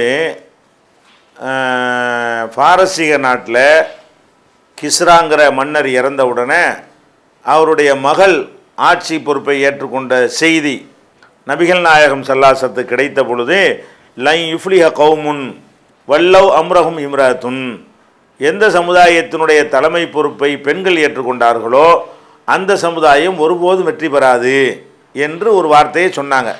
எப்போ சொல்கிறாங்கன்னா, பாரசீக நாட்டில் அந்த மன்னர் இறந்த உடனே அவருடைய மகள் ஆட்சி பொறுப்புக்கு வந்தபோது இந்த வாசகத்தை சொன்னார்கள். இப்போ இதை வைத்து கொண்டு இப்போ நம்ம வாழுகிற நாட்டில் வந்து ஒரு பெண் இன்றைக்கி முதல்வராக இருக்கிறாங்க. இந்தியாவில் நாளைக்கு அடுத்து சோனியா காந்தி கூட பிரதமராக வரலாம். இப்போ பிரதமராக இல்லாட்டா கூட அவங்க தான் வந்து மறைமுகமான நிழல் பிரதமராக சோனியா தான் இருக்கிறாங்க. அவங்க இதில் தான் கவர்மெண்ட்டே இருக்கிறது. இவங்களுக்கு நம்ம சப்போர்ட் பண்ணலாமா என்று கேட்குறாங்க. அதாவது மார்க்கத்தில் சொல்லப்படுற எல்லா சட்டங்களுமே சாதாரணமான நிலையில் சொல்லப்படுற ஒரு சட்டம். அசாதாரணமான நிலை வரும் பொழுது அதுக்கு வந்து வேறு சட்டம் ஆயிரும் மார்க்கத்தில். சாதாரணமான ஒரு நிலைக்கு தான் இது. இப்போ என்ன பிரச்சனைன்னு கேட்டால், இப்போ பெண்கள் ஆட்சிக்கு வரக்கூடாது என்று சொல்லப்பட்டிருக்கு, உண்மை. அது மட்டும் சொல்லப்படலை. முஸ்லீம்களுக்கு முஸ்லீம் அல்லாதவர்கள் ஆட்சிக்கு வரக்கூடாதுன்னு தான் சொல்லப்பட்டிருக்கு. இது சொல்லப்பட்ட மாதிரி தான் முஸ்லீமுக்கு முஸ்லீம் அல்லாதவர்கள் ஆட்சிக்கு வரக்கூடாது அப்படின்னு இருக்குது. லா யத்தஹிதுல் மூமினூனல் காஃபிரீன அவுலியா மின் தூனில் மூமினீன், மூமின்களை விட்டு காஃபியர்களை நீங்கள் வந்து ஆட்சியாளர்களாக பொறுப்பாளர்களாக ஆக்கி கொள்ளக்கூடாதுன்னு இருக்கிறது. இதை வச்சு பார்த்தீங்கன்னா அப்போ கருணாநிதி தான் தேர்ந்தெடுக்கக்கூடாது. இதை வச்சு பார்த்தீங்கன்னா வேறு யாரையும் தான் தேர்ந்தெடுக்கக்கூடாது. ஏன் அவங்களாம் முஸ்லீம் இல்லை, பெண்களை தேர்ந்தெடுக்கக்கூடாதுன்ற தடை இருக்கிற மாதிரி தான் முஸ்லீம் அல்லாதவங்களை நீங்கள் ஏன் தலைவராக தேர்ந்தெடுக்கிறீங்க? ஏன்னா கொள்கை ரீதியாக பல பிரச்சனை, நம்ம விஷயம் அவங்களுக்கு விளங்கவே செய்யாது. முஸ்லீம் அல்லாதவர்களுக்கு வந்து அவங்களுக்கு இஸ்லாத்துடைய எந்த ஒரு அம்சத்தையும் அவங்க கண்டுகொள்ள மாட்டார்கள். இந்த மாதிரி ஒரு விஷயத்துக்காக வேண்டி சொன்னாங்க. இப்படி பார்த்தீங்கன்னா இப்போ இந்தியா போன்ற நாட்டில் நம்ம வாழ்கிறோம். ஒரு முஸ்லீமாக தலைவராக வர முடியாது. அப்போ முஸ்லீம் அல்லாதவர் தான் வருவார். அப்போ எது வந்து தடையாக நிற்கும்? இந்த ஒரு வசனம் வந்து தடையாக நின்றோம், ஆக்கக்கூடாதுன்ட்டு. அப்போ நம்ம தேர்தலில் யாருக்கும் வாக்களிக்க முடியாது. பெண் வரக்கூடாதுங்கிற வகையில் அவங்களுக்கு வாக்களிக்கக்கூடாது, முஸ்லீம் அல்லாதவங்களை தேர்ந்தெடுக்கக்கூடாதுங்கிற வகையில் இவங்களுக்கு வாக்களிக்கக்கூடாது. அப்படின்னா நம்ம வாக்கை அளிக்காமல் தான் இருக்க முடியுமே தவிர இவங்களுக்கு வாக்களிக்கிறது சரி அவங்களுக்கு வாக்களிக்கிறது தவறுங்கிற ஒரு 2 நிலை வராது. ஆனால் அல்லாஹ் என்ன செய்கிறான்னா, இந்த முஸ்லீம்களை தவிர மற்றவங்களை ஏற்றுக்கொள்ளக்கூடாதுன்னு சொல்லும் பொழுது இல்லா அன் தத்தகு மின்ஹும் துகாத்தன், அவர்களிடமிருந்து உங்களை தற்காத்து கொள்வதற்காகவே தவிர அப்படி ஆக்கி கொள்ளக்கூடாது அப்படிங்கிற அல்லாஹ். அப்போ ஆக்கி கொள்ளக்கூடாது என்று சொன்னால் சாதாரணமாக ஆக்கி கொள்ளக்கூடாது. ஆனால் உங்களுடைய பாதுகாப்பு என்ற ஒரு விஷயம் வறுமையானால் அப்போ நீங்கள் என்ன செய்யலாம், அவங்கள ஒரு ஆளை கூட தலைவராக ஏற்றுக்கிறலாம். இப்போ நம்ம பார்க்குறோம், 2 பேர் முன்னாடி வந்து நிற்கிறாங்க, ஆணோ பெண்ணோ எவரோ இருக்கட்டும். இந்த பொம்பளை வந்தால் ரொம்ப டேஞ்சரு, நம்ம செக்யூரிட்டியாக வாழ முடியாது. அந்த ஆம்பளை வந்தால் நமக்கு வந்து ஓரளவு பாதுகாப்பு, இந்த அளவு கொடுமை இருக்காது என்றால் அங்கே நம்முடைய செக்யூரிட்டி பிரச்சனை வந்து விடுகிறது. அதுக்காகத்தான் நம்ம நிர்பந்தத்துக்கு ஆதரிக்கிறோம். முஸ்லீமும் நல்ல ஒரு ஆட்சியாளர் களத்தில் நிற்கும் போது வேற ஆளை தேர்ந்தெடுத்தா தான் இந்த கொஸ்டின் வரும். நிற்கிற எல்லாமே எப்படியா இருந்தா எல்லாமே தகுதியற்றவர்களாக நிற்கிறாங்க என்று சொல்லும் பொழுது அதில் நம்ம என்னத்தை பார்க்கணும், யார் வந்தால் கொஞ்சம் பரவாயில்லை, இப்போ வந்து அத்வானி ஒரு பக்கம் நிற்கிறாரு, சோனியா ஒரு பக்கம் நிற்கிறாங்க. பெண்ணுங்கிற வகையில் அவங்கள ஆதரிக்கக்கூடாதுங்கிறீங்க, வாஜ்பாய் அத்வானி வந்து காஃபிருங்கிற வகையில் ஆதரிக்கக்கூடாதுங்கிறோம். இப்போ 2 பேரும் கூடாது உட்காந்துருந்தீங்கன்னு சொன்னால் உங்கள் ஓட்டை வீணாக்குனீங்கன்னா இப்போ அத்வானி ஜெயிச்சு வந்துட்டாருன்னா உங்களுக்கு பாதுகாப்பு இருக்குமா? பாதுகாப்பு மேட்டர் ஆகிடுதுல. அப்போ நம்ம என்ன பார்க்கணும், நம்மளுக்கு எது செக்யூரிட்டி? குஜராத் மாதிரி நாளைக்கு வரக்கூடாதுன்னா இவர் வந்துடக்கூடாது, அத்வானி வந்துடக்கூடாது, அதுக்கான பொம்பளை வந்தாலும் பரவாயில்லை அப்படின்னு சொல்லுவது வந்து அதை ஹதீஸை மீறுறதாகாதீங்க. உங்களை பாதுகாத்து கொள்வதற்காக வேண்டி தான் அது செய்யலான்னு இருக்குது. அல்லாவே சொல்கிறானே, தலைவர்களை ஏற்றுக்கொள்கிற ஒரு விஷயத்தை சொல்லும் பொழுது அந்த மாதிரி எல்லாம் சொல்கிறான். அது மாதிரி நம்ம நெட்டில் கூட onlinepj.com கூட ஜெயலலிதாவை ஆதரித்தது ஏன், அன்றைக்கி நம்ம ஆதரித்தோம்ல போன சட்டசபை தேர்தலில், அப்போவே இந்த கேள்வியை எழுப்பி இதற்கான ஆதாரங்கள்லாம் காட்டி பதில் சொல்லி நம்ம onlinepj.com அந்த கேள்வி என்ன செஞ்சிருக்கு, இடம்பெற்றிருக்கிறது. அதில் பார்த்து தெரிஞ்சுக்கிறேங்க.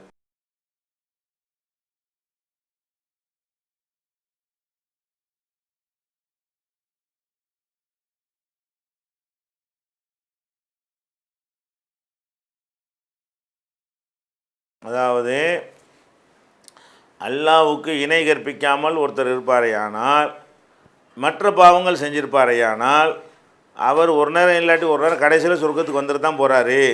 அப்படிப்பட்ட நேரத்தில் நாம் எதுக்காக வேண்டி சின்ன சின்ன தப்பு செய்கிறவங்களெல்லாம் போட்டு கண்டித்து கடுமையான ஒரு இது பண்ணி அது எதுக்கு செய்யணும், எப்படியும் அவங்க சொர்க்கத்துக்கு வரத்தானே போகிறாங்க என்கிற மாதிரியான ஒரு கேள்வியை கேட்குறாங்க.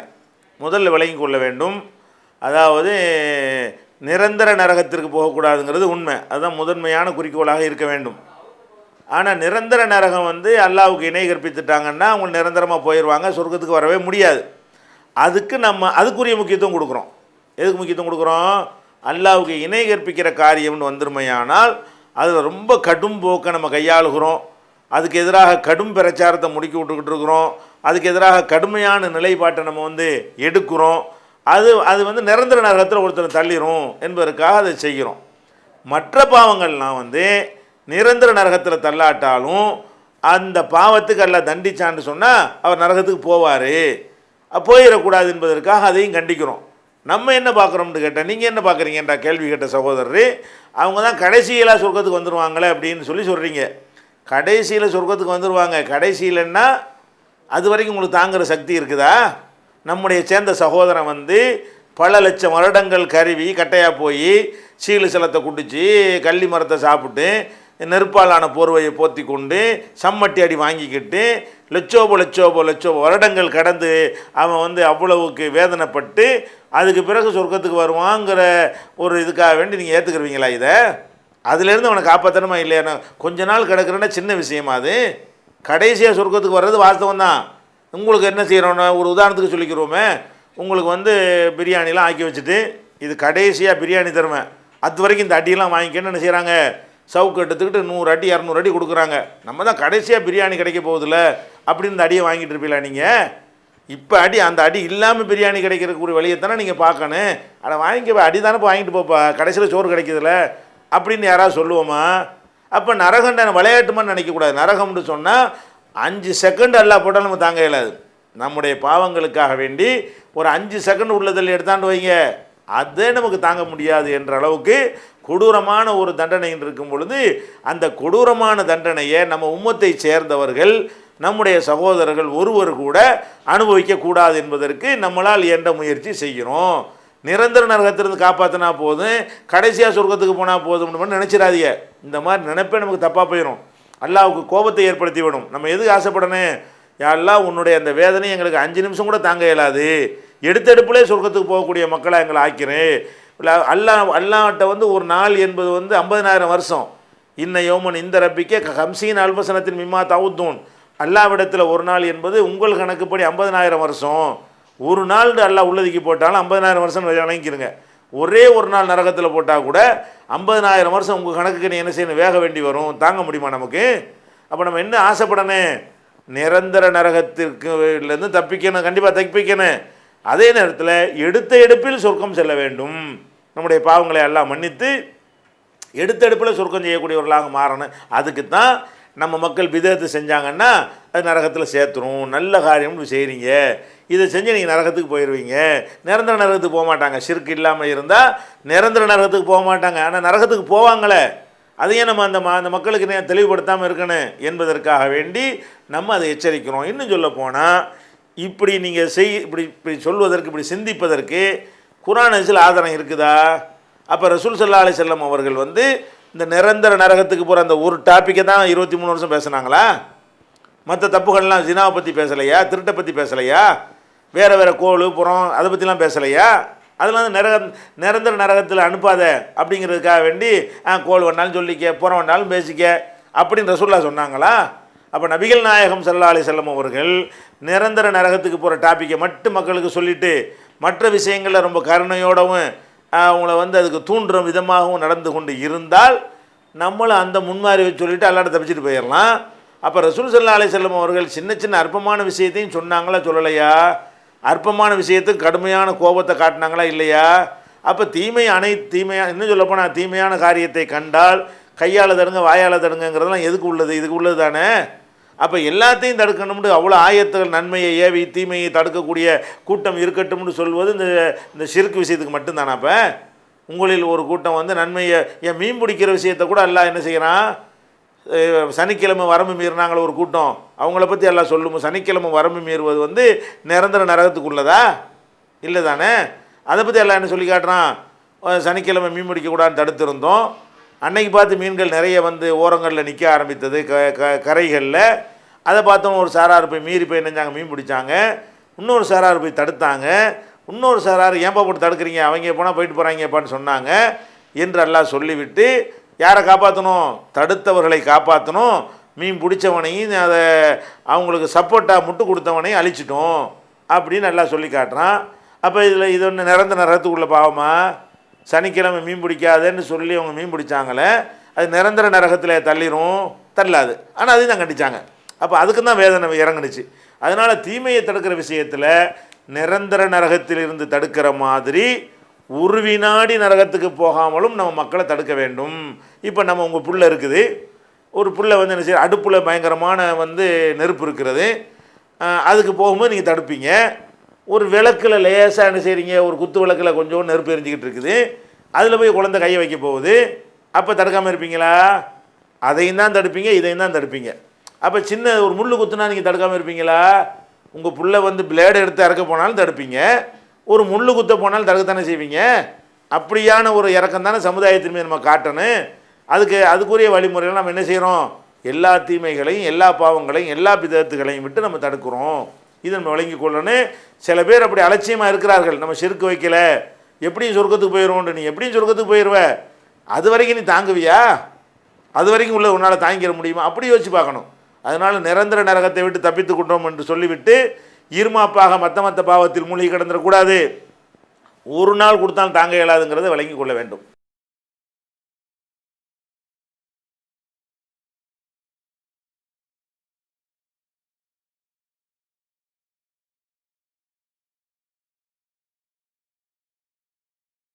அதாவது மத்தியில் மட்டும் இல்லை, இந்தியா முழுவதும் நம்ம கேட்பது என்னென்னு கேட்டால், மத்திய அரசு பணிகளில் மட்டும் கேட்கல, இந்தியாவில் உள்ள அனைத்து மாநிலங்கள்லையும் நம்ம கேட்குறோம். அப்படி தான் ரங்கநாத் மிஸ்ராவுடைய கமிஷனுடைய பரிந்துரை இருக்கிறது. அப்போ இந்தியா முழுவதும் உள்ள அனைத்து மாநிலங்களிலையும் மத்திய அரசு பணிகள்லையும் நம்மளுக்கு தனி இடஒதுக்கீடு 10% வேணும்னு சொல்லி ரங்கநாத் மிஸ்ராவுடைய கமிஷனை அமுல்படுத்த சொல்லி தான் தீவுத்திடலில் நம்ம வந்து பிரம்மாண்டமான ஒரு மாநாட்டை நடத்தினோம். அதுக்கு பிறகு பிரதமரை சந்தித்தோம், நேரடியாக மனு கொடுத்தோம், சோனியா காந்திகிட்ட மனு கொடுத்தோம். அது ப்ராசஸரில் இருந்துக்கிட்டு இருக்குது என்றெல்லாம் அவர்கள் சொன்னார்கள். அதுக்கு பிறகு என்னன்னு கேட்டால், நடந்துரும் என்று நம்ம நம்பிக்கையோடு இருந்த அந்த நேரத்தில் அவங்க வந்து இப்போ பயங்கரமான ஒரு கிடிக்கிப்பிட்டில் மாட்டி கொண்டு இருக்கிறார்கள். இன்றைக்கி உங்களுக்கு தெரியும், நாட்டுடைய அரசியல் நிலவரம் வந்து அந்த பலவிதமான ஊழல் புகாரில் சிக்கி சுப்ரீம் கோர்ட்டை டைரெக்டாக தலையிட்டு ஒவ்வொரு மந்திரிகளையும் வந்து ராஜினாமா பண்ண வச்சு, கைது பண்ண வச்சு, கல்மாடி என்றும் ராஜான்னு சொல்லியும் இப்படி பலவிதமாக பெரிய பெரிய தலைகள்லாம் உருளக்கூடிய ஒரு நிலைமையில் இருக்கும் பொழுது அவங்க அதுக்கு தான் உட்காந்து கூடுறாங்க, கலையிறாங்களே தவிர நம்ம மேட்டெலாம் 2வது 3வது ஆகிவிட்டது. இல்லைன்னா அது ஓரளவுக்கு நம்பிக்கை ஊட்டுற மாதிரி தான் அந்த காரியங்கள் நடந்தது.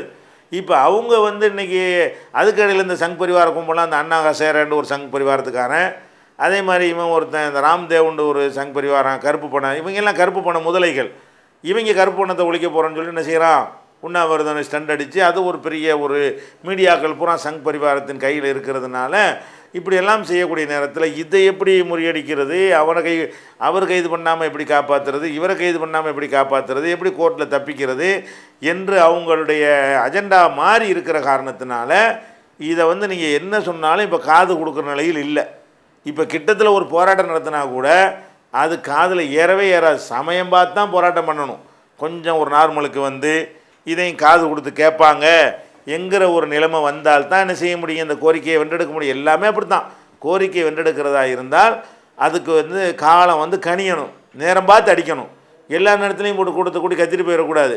இன்றைக்கு நம்ம எவ்வளோ பெரிய சக்தியை திரட்டி போராடினாலும் நம்ம அன்றைக்கி ஜூலை நாளில் போராடும் பொழுது இந்த மாதிரியான எந்த நெருக்கடியும் மத்திய அரசுக்கு இல்லை.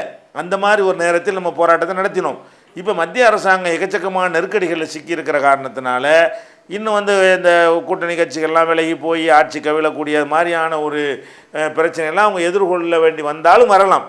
அந்த மாதிரிலாம் வரக்கூடிய நேரத்தில் என்ன செய்ய மாட்டாங்கன்னா நம்முடைய விஷயங்களை கவனிக்க மாட்டார்கள். அடுத்து நம்ம அடுத்த பார்லிமெண்ட் தேர்தல் வரக்கூடிய நேரத்தில் ஒரு வருஷமோ 1.5 வருஷமோ இருக்கக்கூடிய அந்த டைம் பார்த்து இதெல்லாம் ஒரு அடங்கி இருக்கிற நேரத்தில் மறுபடியும் ஒரு போராட்டங்களை கையில் எடுத்தோம்னு சொன்னால் அதுக்கு என்ன இருக்குது, வாய்ப்பு இருக்கிறது. கொஞ்சம் கஷ்டமான விஷயந்தான். இடஒதுக்கீடை அடைதல் என்பது ஒரு சாதாரண விஷயம் இல்லை.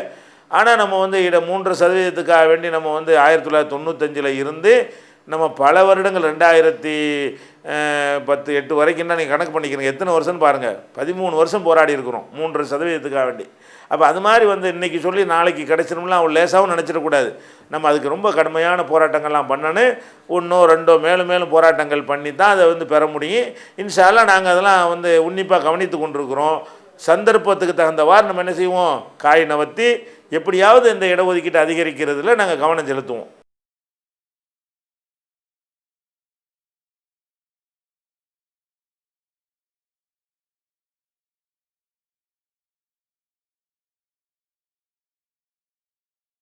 அதாவது போராட்டத்தின் மூலமாக நம்ம இடஒதுக்கீட்டையோ மற்ற விஷயத்தில் வென்றெடுக்கிற இருக்கும் பொழுது தேர்தல் நேரத்தில் போட்டு எவன் வந்தால் என்ன அப்படின்னு சொல்லிட்டு இருந்துட வேண்டியதானே.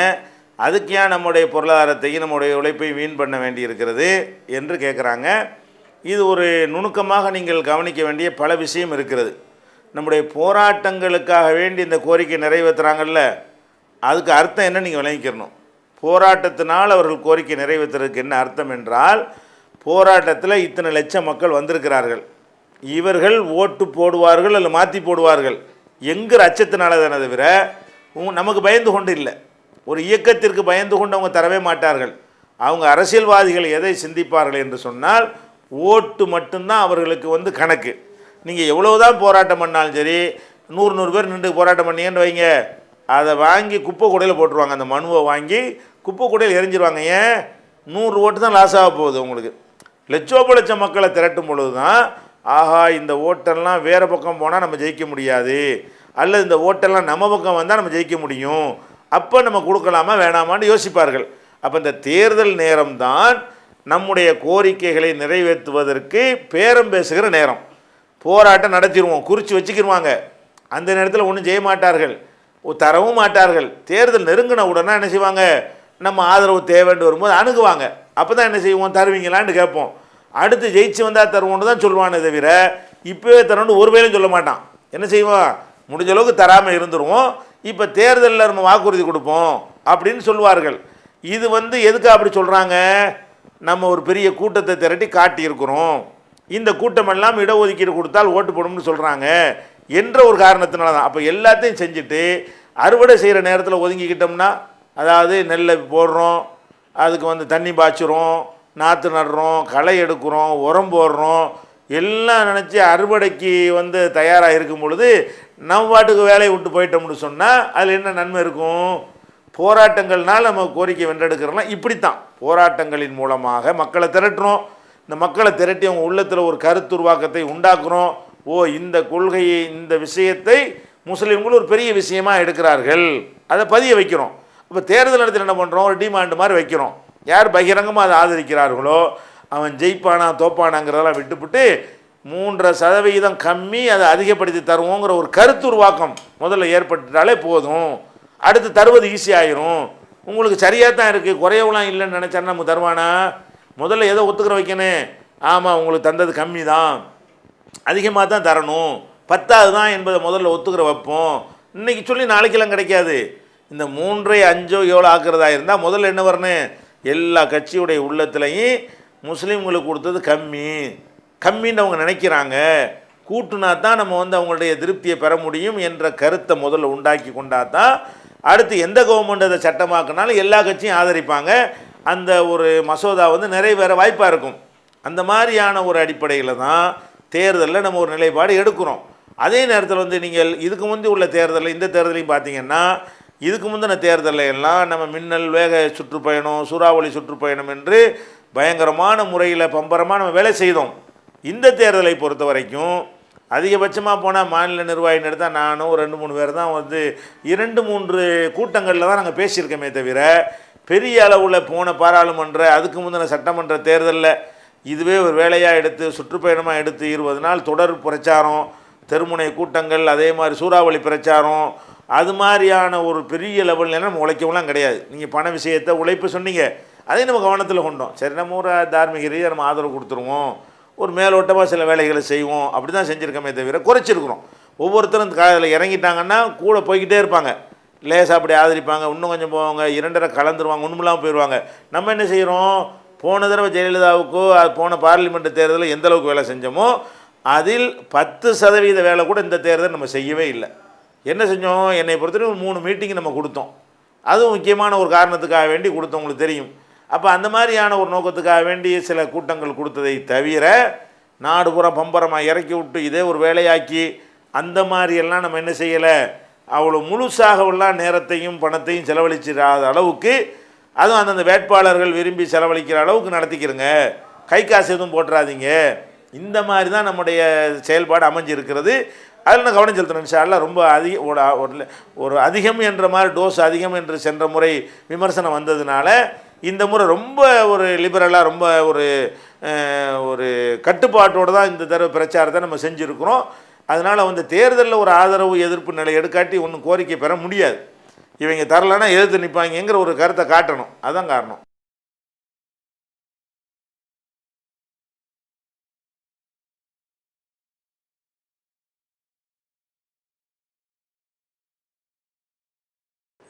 அதாவது நமக்கு பிரயாணிகளுக்கு ஜம்மு இருக்குது, கசர் இருக்குது என்பது தான் மார்க்கத்தினுடைய சட்டம். பிரயாணி என்பதற்கு அர்த்தம் என்ன அப்படின்னு பார்த்தீங்கன்னா, பிரயாணத்தில் இருந்துக்கிட்டே இருக்கணும், பஸ்ஸில் போய்கிட்டே இருக்கணும் என்கிற அர்த்தம் கிடையாது. பிரயாணிக்கு ரசூல் ஸல்லல்லாஹு அலைஹி வஸல்லம் கொடுத்த விளக்கம் என்னன்னு கேட்டால், வெளியூரில் இருக்கிறது. இப்போ ரசூல் ஸல்லல்லாஹு அலைஹி வஸல்லம் மதீனாவிலேருந்து புறப்பட்டாங்க. புறப்பட்டு வந்துக்கிட்டு இருக்கிற வரைக்கும் பிரயாணம் இத்தனை நாள் வந்திருப்பாங்க. அந்த பயணம் முழுவதும் தொழுவது பிரயாணத்தில் தொழுதாங்க, ஓகே. அதுக்கு பிறகு மக்காவில் 19 நாள் தங்கிட்டாங்க. மக்கா வெற்றி பெற்ற காரணத்தினால அங்கே உள்ள நிர்வாக செட்டப்புகள்லாம் செஞ்சு ஒரு பொறுப்பாளரை நியமித்து எடுக்க வேண்டிய நடவடிக்கைலாம் எடுத்துவிட்டு வழிகாட்டுதெல்லாம் செய்து முடித்து விட்டு செல்வதற்கு அவங்க எடுத்துக்கொண்ட நாள் 19 நாள். இந்த 19 நாளும் பிரயாணத்தில் அவர்கள் இருக்கவே இல்லை. மதீனாவிலேருந்து மக்காவுக்கு வர்ற வரைக்கும் தான் பிரயாணமே தவிர, மக்காவில் அவங்க ஸ்டே பண்ணது 19 நாள். அந்த 19 நாளும் அவங்க எந்த ஒரு பயணமும் சஃபர்லையும் இருக்கவில்லை. ஆனாலும் அவர்கள் 2 தான் தொழுதார்கள். ஆனாலும் அவர்கள் ஜம்மு செய்து தொழுதார்கள். அப்போ இந்த செயல் என்னத்தை விளக்குது? பிரயாணத்தின் அர்த்தம் போய்கிட்டே இருக்கிறது அல்ல, வண்டியில் உட்காந்துக்கிட்டே இருந்தால் தான் பிரயாணம் என்பது கிடையாது, அல்லது போகிற இடத்துல இடையில் இறங்குறது தான் பிரயாணம் என்பது கிடையாது.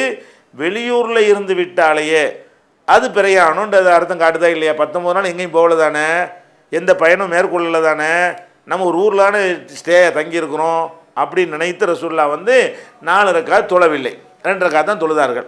அப்போ நம்ம என்ன பண்ணுறோம்னு கேட்டால், இப்படி ரசூல் ஸல்லல்லாஹு அலைஹி வஸல்லம் 19 நாள் இருந்து தற்செயலானது. அந்த வேலை நீடிச்சு இருந்தால் 3 மாதம் கூட இருந்திருப்பாங்க.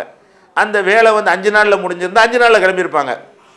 அப்போ நபி ஸல்லல்லாஹு அலைஹி வஸல்லம் அவர்கள் பிரயாணத்தில் இல்லாமல் இருந்தும் 19 நாள் தொழுவதுக்கு அர்த்தம் என்ன? பிரயாணத்திற்கு அர்த்தத்தை சொல்லித் தருகிறார்கள். பிரயாணத்துக்கு அர்த்தம் வெளியூரில் இருப்பது, எப்படி இருந்தாலும் நம்ம ஊருக்கு திரும்பி தான் போக போகிறோம் என்கிற அளவில் இருப்பது. இந்த திரும்பி போகிறது என்பது நிர்ணயித்த காலத்தோடையும் திரும்பி போகலாம். சில பேருக்கு நிர்ணயிக்கவே முடியாது. இது பொதுவாக நடக்கக்கூடிய ஒரு பிரயாணத்தில் போகிறோம்னு சொன்னால் ஒரு 4 நாளில் திரும்பலாங்கிற ஒரு முடிவோடையும் சில நேரத்தில் போவோம்.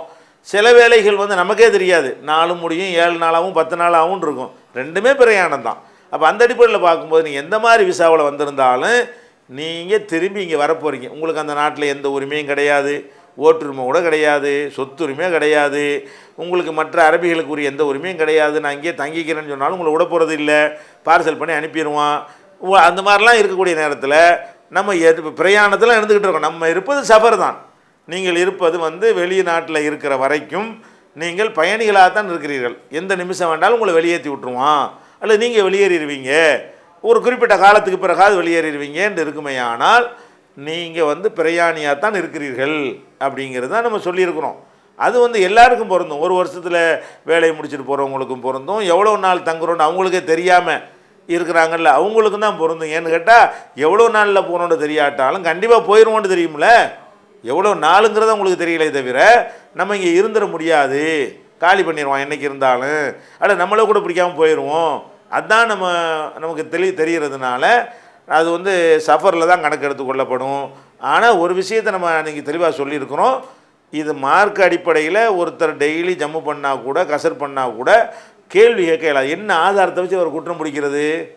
ஆதாரம் காட்டினா ஆதாரம் காட்ட இயலாது. நம்மளாக போட்டு இஷ்டத்துக்கெலாம் வந்து தீர்ப்பளிக்க முடியாது. அதே நேரத்தில் என்ன செய்கிறோம்னு கேட்டால் இது ஒரு அனுமதி தான், கம்பல்சரியாக 2ஆக தான் தொழணுங்கிறது கட்டாயம் ஒன்றும் கிடையாது. அப்போ அனுமதின்னு இருக்கக்கூடிய நேரத்தில் நம்ம என்ன செய்வோம், இப்படியே வருஷக்கணக்கில் 2ஆக தொழுது பழகிட்டோம்னு சொன்னால் ஊருக்கு வந்த பிறகு என்ன செய்வோம், அதுவே நம்ம பழக்கமாயிருமா, லோகரில் 2 ரக்காத்தா தொழுவோன்னு சலாம் கொடுக்குற மாதிரி ஒரு சூழ்நிலையெல்லாம் உண்டாகி போயிடும். அதே மாதிரி வந்து ஜம்மு செஞ்சே பழகிட்டோம் என்று சொன்னால், காலத்துக்கும் செஞ்சு பழகிட்டோம் என்று சொன்னால், உதாரணம் லொஹரே அசரும் சேர்த்து லொஹரிலே தொழுது பழகிட்டோன்னு வைங்க, அசருக்கு வாங்க சொன்னால் கூட அசருங்கிற தொழுகை யாபத்துக்கு இல்லாமல் போயிருங்க, நம்ம அப்படியே 3 வேளையாகவே நம்ம பழகி விடுவோம். அப்படியான ஒரு நிலைக்கு உடம்பு அப்படியே ஆயிட்டுன்னு சொன்னால் நமக்கு பாதிக்கும் என்று அஞ்சி நாமளாக முடிஞ்ச அளவுக்கு முழுமையாக தொழுது விட்டு இந்த சலுகை இருக்குது என்பதை மறந்துடக்கூடாது என்பதற்காக அவ்வப்போது இடையிடையில் 2 ரக்காத்தா ஒரு நாளைக்கு தொழுது கொள்ளலாம், இடையிடையில் ஒரு மாதம் 10 நாளைக்கு ஒரு மாதத்துக்கு ஒருக்கா ஜம்மு பண்ணிக்கிறலாம். இது மாதிரி செய்து கொண்டோம்னு சொன்னால் அந்த சலுகையை பயன்படுத்தினதாகவும் ஆயிரும், சேர்த்து தொழுகிறதுக்கு பதிலாக பிரித்து தொழுகிற குற்றம் ஒன்றும் கிடையாது. அதாவது கசருக்கு பதிலாக முழுமையாக தொழுதா குற்றமா, ரெண்டுமே அனுமதிக்கப்பட்ட காரியம்தான். அதனால் இது மாதிரி செஞ்சுக்கிட்டோம்னு சொன்னால் நம்முடைய ரொம்ப லாங் டைமாக இருக்கிறனால நம்முடைய சுபாவமே மாறி போயிடக்கூடாது என்று நம்ம பேணுதலாக நடந்து கொண்டால் அது ஒரு நம்மளாக சொல்லக்கூடிய ஒரு பேணுதலுங்கிற முறையில் உள்ள ஒரு காரணமாக இருக்குமே தவிர சட்டத்தின்படி நீங்கள் செஞ்சாகணும்னு சொல்ல முடியாது.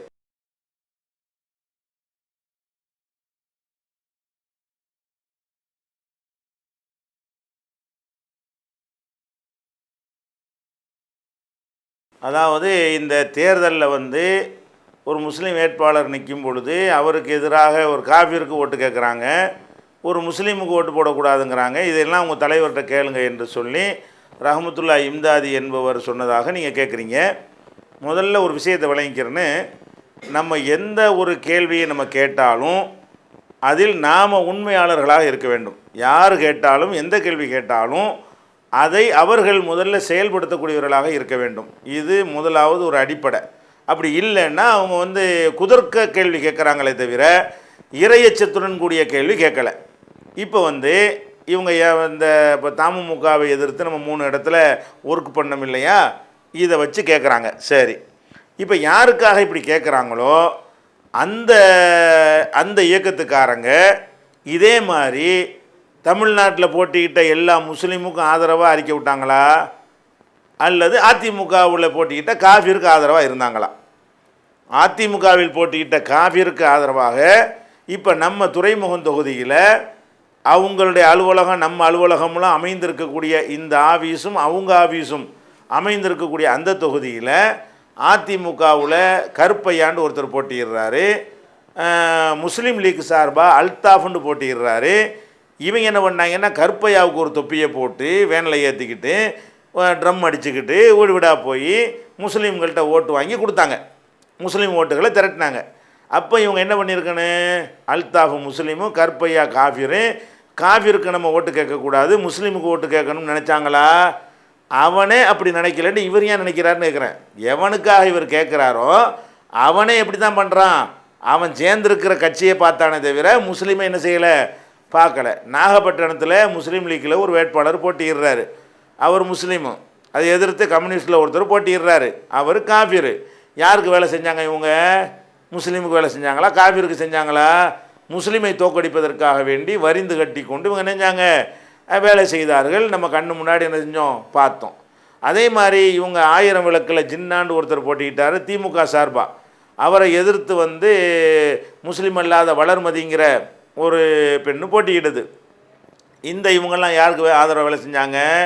யார் முஸ்லீமுக்கு ஓட்டு போடுன்னு கேட்குற அனைத்து இயக்கத்தை சேர்ந்தவர்களும் யாருக்கு வேலை செஞ்சாங்க? ஜின்னாவை எதிர்த்து வேலை செய்து வளர்மதிக்கு ஆதரவாக வேலை செஞ்சாங்களே. அப்போ ஏன் இந்த முஸ்லீம் காஃபிருங்கிற விஷயம் அவங்களே அவர் கண்டிக்கலை? அவங்களுக்கு எதிராக ஏன் ஒன்றும் செய்யலை? இது மாதிரி தமிழகத்தில் பல தொகுதிகளில் முஸ்லீம் வேட்பாளர்களுக்கு எதிராக இவர்கள் நினைஞ்சாங்க வேலை செய்திருக்கிறார்கள். அப்போ இவங்க உண்மையாளர்கள் இல்லை கேட்குற கேள்வியில். அப்போ நீங்கள் மட்டும் உங்களுக்கு மட்டும் நாங்கள் முஸ்லீம் என்று நினைத்து ஓட்டு போடணும், நீங்கள் மாத்திரம் உங்களுடைய தானே தலைவியை நினைத்து நீங்கள் எதிர்த்து வேலை செய்வீங்கன்னா இது என்ன நியாயம்? நீனே அப்படி நினைக்கல, இப்போ நினைக்காட்டி நீ எப்படி இதை வந்து கேட்குற? அப்படிங்கிற ஒரு சாதாரண ஒரு அறிவு கூட இல்லாமல் அவருடைய வழக்கம். அது ரஹ்மத்துல்லாஹி இம்தாதி பற்றி நான் சொல்ல தேவையில்லை. பொதுவாக வந்து பேச்சு அறிவுபூர்வமான எந்த ஒரு மேட்டும் அவர்கிட்ட இருக்காது. எந்த மார்க்கம் பேசினாலும் சரி, அரசியல் பேசினாலும் சரி, அவர் சொன்ன 5 நிமிஷம் பேசினார்னா அதில் 2 ஒன்றுக்கு ஒன்று முரண்படும். முதல் நிமிஷம் பேசினதுக்கு 5ஆவது நிமிஷம் பேசினது அதுவே முரண்படும். முரண்பாட்டுடைய மொத்த உருவமாகவே பேசியவர் பழகி இருக்கிறார். நீங்களே கண்டுபிடிக்கலாம். ஒரு 10 நிமிஷம் பேச்சு எடுத்தீங்கன்னா அவரே தனக்கு தானே மாறி மாறி பேசுவார். அந்த மாதிரி ஒரு டைப்பு, அது ஒரு கணக்கில் எடுத்துக்கிற ஒரு பேச்சு இல்லை. ஆனால் நீங்கள் எதுக்கு சொல்கிறோன்னு கேட்டால், அப்போ முஸ்லீம் அல்லாதவன் என்கிற ஒரு கான்செப்டு இந்த நாட்டில் உள்ள இஸ்லாமிய அமைப்புகளில் எவனுக்குமே கிடையாது. அவன் போட்டியிடும்போது மாத்திரம் முஸ்லீம் என்று சொல்லிக் கொள்வானே தவிர அடுத்த ஆண்டு வரக்கூடிய நேரத்தில் எல்லாம் அவன் முஸ்லீமுக்கு எதிராகத்தான் செஞ்சிருக்கிறான். இது எல்லாருக்கும் உள்ள ஏகமானதாக ஒத்துக்கொள்ளப்பட்ட ஒரு விதியாக இருக்கும் பொழுது இவங்க என்ன செய்யக்கூடாது? தமுமுகவை எதிர்த்து கேட்டாரா இவர்? என்ன கேட்டிருக்கானே, நீ எப்படி 12 வேட்பாளருக்கு எதிராக நீ வேலை செய்கிற முஸ்லீமுக்கு எதிராக, அந்த 12 தொகுதியிலையும் முஸ்லீம் ஆதரிப்போன்னு நீ ஏன் சொல்லலைன்னு இவர் கேட்பாரா? கேட்க மாட்டார். ஏன்? நோக்கம் தௌஹீத் ஜமாத், வேறு ஒன்றும் கிடையாது. தௌஹீத் ஜமாத் என்ன சொன்னாலும் கேட்கணும். இது ஒரு மடமேண்டு வழங்கி போச்சா ஒன்று. அடுத்து என்னென்னு கேட்டால், நம்ம வந்து இப்போ தமுமுகவை நம்ம வந்து எதிர்த்து வேலை செஞ்சது அவன் ஒரு முஸ்லீம் என்பதற்காக வேண்டி எதிர்த்து வேலை செஞ்சோமா, அவன் வந்து சமூகத்துக்கு ஒரு துரோகி என்பதற்கு எதிர்த்து வேலை செஞ்சோமா? சுனாமின்னு வசூல் பண்ணி திண்டா இந்த மாதிரி ஒரு ஆளை முன்னிறுத்தினால் மக்களுக்கு இஸ்லாத்துக்கு கெட்ட பேர். சாமியார்கிட்ட போய் ஆசி வாங்கிக்கிட்டு வந்து திருவாடுதுறை ஆதீனத்தில் ஆசி வாங்கிக்கிட்டு நாங்களும் முஸ்லீம் தலைவர்கள் என்று சொன்னால் இஸ்லாமே இதை ஆதரிக்குதுங்கிற கருத்து இவங்களால் என்ன செய்யும்? ராமசாமி ஒரு ஆசி வாங்கினா இஸ்லாத்தின் பெயர் கெடாது. முஸ்லீம்னு சொல்லி கொண்டு போய் ஆசி வாங்கினால் இஸ்லாத்தின் பெயர் கெடும். அந்த ஒரு காரணம். அதே மாதிரி தௌஹீது பள்ளிவாசல்களை எல்லாம் போர்டு வைக்க சொன்னது, தொழக்கூடாதுன்னு தடுத்தது, இறந்து போன ஆட்களை அடக்கம் செய்யக்கூடாதுன்னு செஞ்ச வேலையெல்லாம் ஒரு ராமசாமி செஞ்சதே இல்லை, இவங்க செஞ்சாங்க. அப்போ ராமசாமி ஜெயிச்சு வந்தான்னு சொன்னால் அவன் இஸ்லாமியர்களுடைய உள் விவகாரங்களுக்கு வரமாட்டான். இவர்கள் ஜெயித்து வந்தார்களே ஆனால் முஸ்லீம்களுடைய உள் விவகாரத்தில் நமக்கு எதிர்பார்ட்டி சப்போர்ட் பண்ணுவார்கள். ராமசாமி என்ன செய்வான்? அம்மாடி உங்கள் விஷயத்தை நான் வரமாட்டேன் பாவா, உங்களுக்குள்ளே பார்த்துக்கிறங்கன்றுவான். இப்போ பள்ளிவாசலில் போர்டு வைக்கிறதுக்கு வையின்னு சொல்ல மாட்டான், வைக்காதுன்னு சொல்ல மாட்டான். இவங்க என்ன செய்வாங்க? போர்டை வையி, தொலைக்கூடாதுன்னு சொல்லு, விரட்டி விடு, செத்து போன அடக்காத. இதையெல்லாம் இந்த தமுமுக மாமாக்கா செஞ்சாங்களா இல்லையா?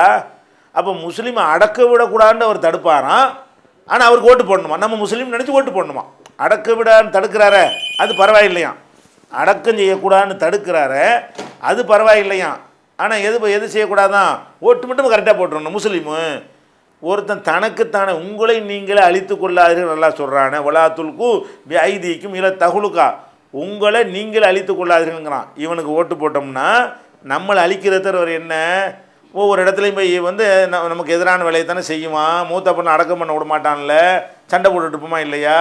ஜமாத்தார் சுன்ன ஜமாத்தில் அறிவியினர்களுக்கு துணையாக நின்று கொண்டு நமக்கு எதிராக முட்டுக்கட்டை போடுவானா இல்லையா? இன்னைக்கு கூட உணர் அலுவலகத்தில் வந்து ஆக்கிரமிச்சுக்கிறானா இல்லையா? அப்போ நம்மளுக்கு எதிரியாக வந்து அழிக்க வருவான்டா. அப்புறம் என்ன முஸ்லீம் என்ன, முஸ்லீம் இல்லாதவன் என்ன? இதில் இல்லாமல் அப்படி மார்க்கத்தில் சொல்லப்பட்டிருக்கு. ஒரு அநியாயக்காரன் அநியாயம் செய்யாதவன் தான் நம்ம பார்க்க வேண்டி இருக்கிறது. அப்போ வந்து இப்போ ஒருத்தன் வந்து ஒரு வழிப்பறி கொள்ளையனாக இருக்கிறான், இன்னொருத்தன் வந்து நல்லவனாக இருக்கான், வழிப்பறி கொள்ளை செய்கிறவன் முஸ்லீமாக இருக்கிறான், அவன் வந்து வழிப்பறி கொள்ளை செய்யாதவன் காஃபிராக இருக்கிறான். நம்ம யாரை நம்புறது இந்த இடத்துல? அப்படி வித்தியாசம் இருக்கா இல்லையா? அதனால் அந்த தமுமுக மாமாக்காவை நம்ம எதிர்த்தது அவன் ஒரு முஸ்லீமாக இருக்கிறான் என்பதற்காக இல்லை, முஸ்லீமாக இல்லைங்கிறதுக்கு தான் எதிர்க்கிறோம். அவன் சரியான முஸ்லீமாக இல்லை, சரியான முஸ்லீமாக இருந்திருந்தால் முதல்ல ஆதரிக்கக்கூடியவர்கள் நம்ம இருந்திருப்போம்.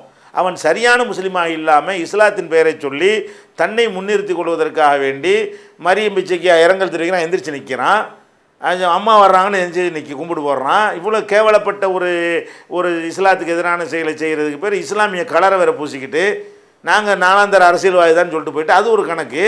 அப்போ அந்த மாதிரி காரணத்துக்காகத்தான் நம்ம செய்கிறோம். இதுக்கெல்லாம் என்ன பதில் வச்சுருக்கிறான் அவர்? முதல் சுனாமிக்கு என்னன்னு கேளுங்க, மக்களுடைய பணமாக இல்லையா, ஃபித்ராண்டு வசூல் பண்ணி அதை திண்டானா இல்லையா, அதுக்கு என்ன கணக்குன்னு கேளுங்க. இதெல்லாம் செஞ்சு மோசடி செய்யக்கூடியவர்களை வந்து ஆதரித்து வக்ஃப் போர்டுன்னு வைத்துக்கொண்டு லட்ச லட்சமாக ஊழல் பண்ணானா இல்லையா, இவங்களுடைய அன்னைக்கு நிலைமை என்ன, இன்றைக்கி பொருளாதார நிலைமை என்ன, இதெல்லாம் எப்படி வந்துச்சு, என்ன பாரம்பரியமாக கோடீஸ்வர பரம்பரையா?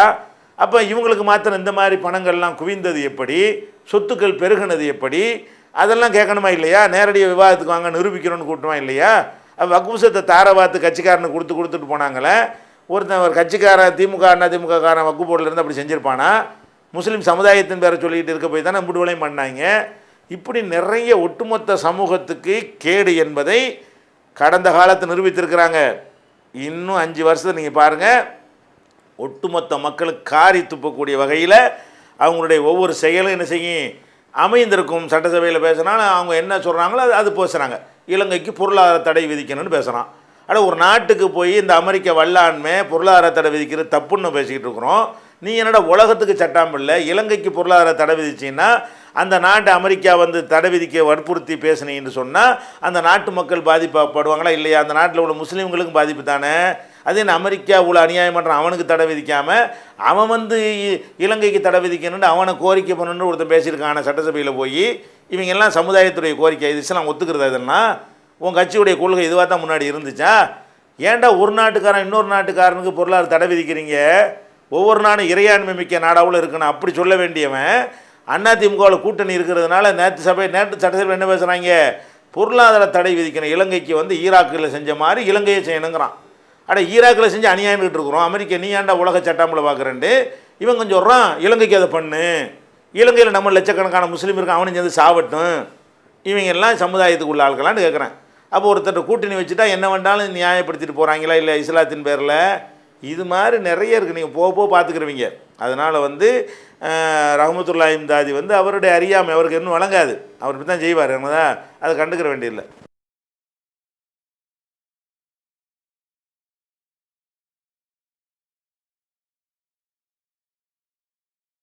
அதாவது ரமலான் மாதத்தின் பகல் காலங்களில் நம்ம சமூகத்தில் யாருமே கல்யாணம் செய்ய மாட்டேங்கிறாங்க.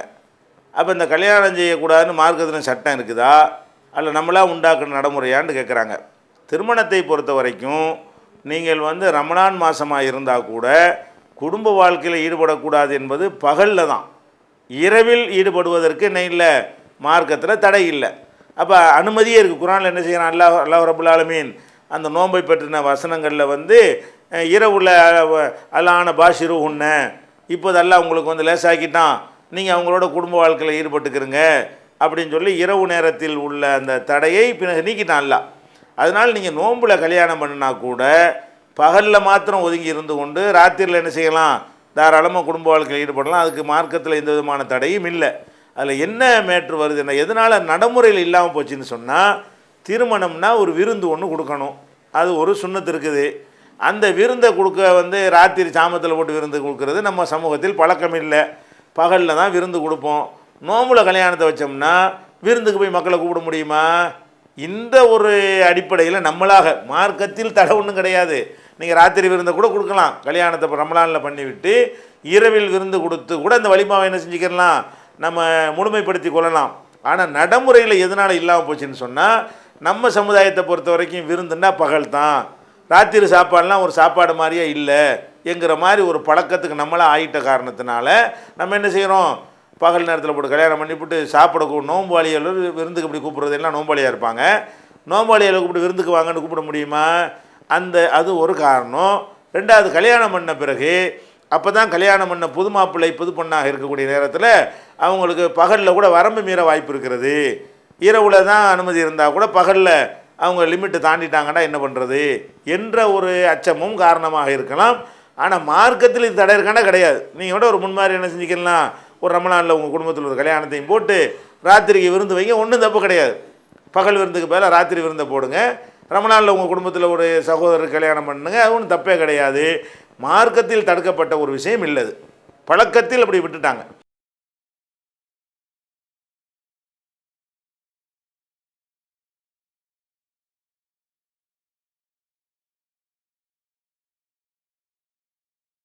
அதாவது மார்க்கத்தில் திருமணத்திற்கு பிறகு வலிமான் இருக்கிறது. திருமணத்திற்கு பிறகு அவங்க ரெண்டு பேரும் இணைந்து சேர்ந்து உடலுறவு ஏற்பட்ட பிறகு தான் வலிமா கொடுக்கணும் என்று சொல்லக்கூடிய ஒரு குர்ஆன் வசனமோ ஒரு ஹதீஸோ கிடையாது. இப்போ நம்ம ஒரு சொத்தை வாங்குகிறோம், ஒரு வீட்டையே விலைக்கு வாங்குகிறோம். விலைக்கு வாங்குறதுன்னா பத்திரத்தில் கையெழுத்து போட்ட உடனே அது நம்ம வீடாக போயிடுச்சு. குடியேறின பிறகு தான் நம்ம வீடுனது ஆகுமா? குடியேறட்டம் நம்ம வீடு தான். அது வாங்கிட்டு உள்ளே கூட போகாமல் 5 வருஷம் கழிச்சு கூட உள்ளே போவோம். அப்போ ஒன்று உடைமையாவது அக்ரிமெண்ட் இஸ்லாத்தை பொறுத்த வரைக்கும் அந்த அக்ரிமெண்ட்டு தான் கல்யாணங்கிறது. கான்ட்ராக்ட் தான் இஸ்லாத்தில் திருமணத்தை பற்றி சொல்லப்பட்டிருக்கிறது. அப்போ நம்ம எப்போ நான் உன் மகளை கல்யாணம் பண்ணி தந்தேன்னு ஏற்றுக்கிட்டேன்னு ஒரு சொல்லி ரெண்டு ஒத்துக்கிட்டாங்களோ அந்த வினாடியிலேயே இவர் கணவனாகிவிட்டார், ஒரு மனைவி ஆகிவிட்டார், திருமணம் என்கிற அந்த உறவு முடிந்து விட்டது, முழுமை பெற்று விட்டது. அப்படிங்கக்கூடிய நேரத்தில் அவங்க ரெண்டு பேரும் பேசிக்கொள்ளணும், பார்த்து கொள்ளணும் எல்லாம் அது செஞ்சு கொள்வார்கள். அதுக்கெல்லாம் அது யாரும் சொல்லிக் கொடுக்குறதில்ல, அதுக்கு தான் கல்யாணம் பண்ணுறாங்க. அது முடிச்சுட்டு தான் விருந்து கொடுக்கணும் என்கிற மாதிரியான ஒரு விதிமுறை குர்ஆன் ஹதீஸில் சொல்லப்படலை. திருமணத்திற்கு பிறகு விருந்து கொடுக்கணும். திருமணத்திற்கு பிறகு சேர்ந்துட்டு உதாரணமாக கல்யாணம் பண்ணுறான். அப்போ அந்த அன்னைக்கு பார்த்து அந்த அம்மாவுக்கு மனைவிக்கு மாதவிடாயாக இருக்குது, ஒரு வாரம் கூட ஓடி போயிடும். ஒரு வாரம் கழிச்சியா விருந்து கொடுக்குறது? அப்போ அந்த மாதிரிலாம் இருக்கலாம் தானே? அப்படிலாம் ஒரு வாய்ப்பு இருக்கிறது. அதெல்லாம் கருத்தில் கொண்டு உடம்பு சரியில்லாமல் போயிடும். திடீர்னு கல்யாணம் பண்ணுவான். கல்யாணம் பண்ண அன்றைக்கி பார்த்து அந்த பொண்ணுக்கு என்ன ஆயிரும், பயங்கரமான காய்ச்சல் 3 நாளைக்கு அப்படிலாம் இருக்கும். இதெல்லாம் உடலுறவு கொண்டுட்டு தான் விருந்து கொடுக்கணும்னு குர்ஆனில் ஹதீஸ் சொல்லப்படாமல் இருக்கும்போது தேவையில்லாமல் இந்த சரத்தை உண்டாக்குறாங்க. கல்யாணத்துக்கு பிந்தி கொடுத்தா போதும். இது சம்பந்தமான ஒரு ஆர்டிக்கலும் நம்முடைய இணையதளத்தில் போடப்பட்டிருக்கு, பார்த்துக்கிறங்க. Allah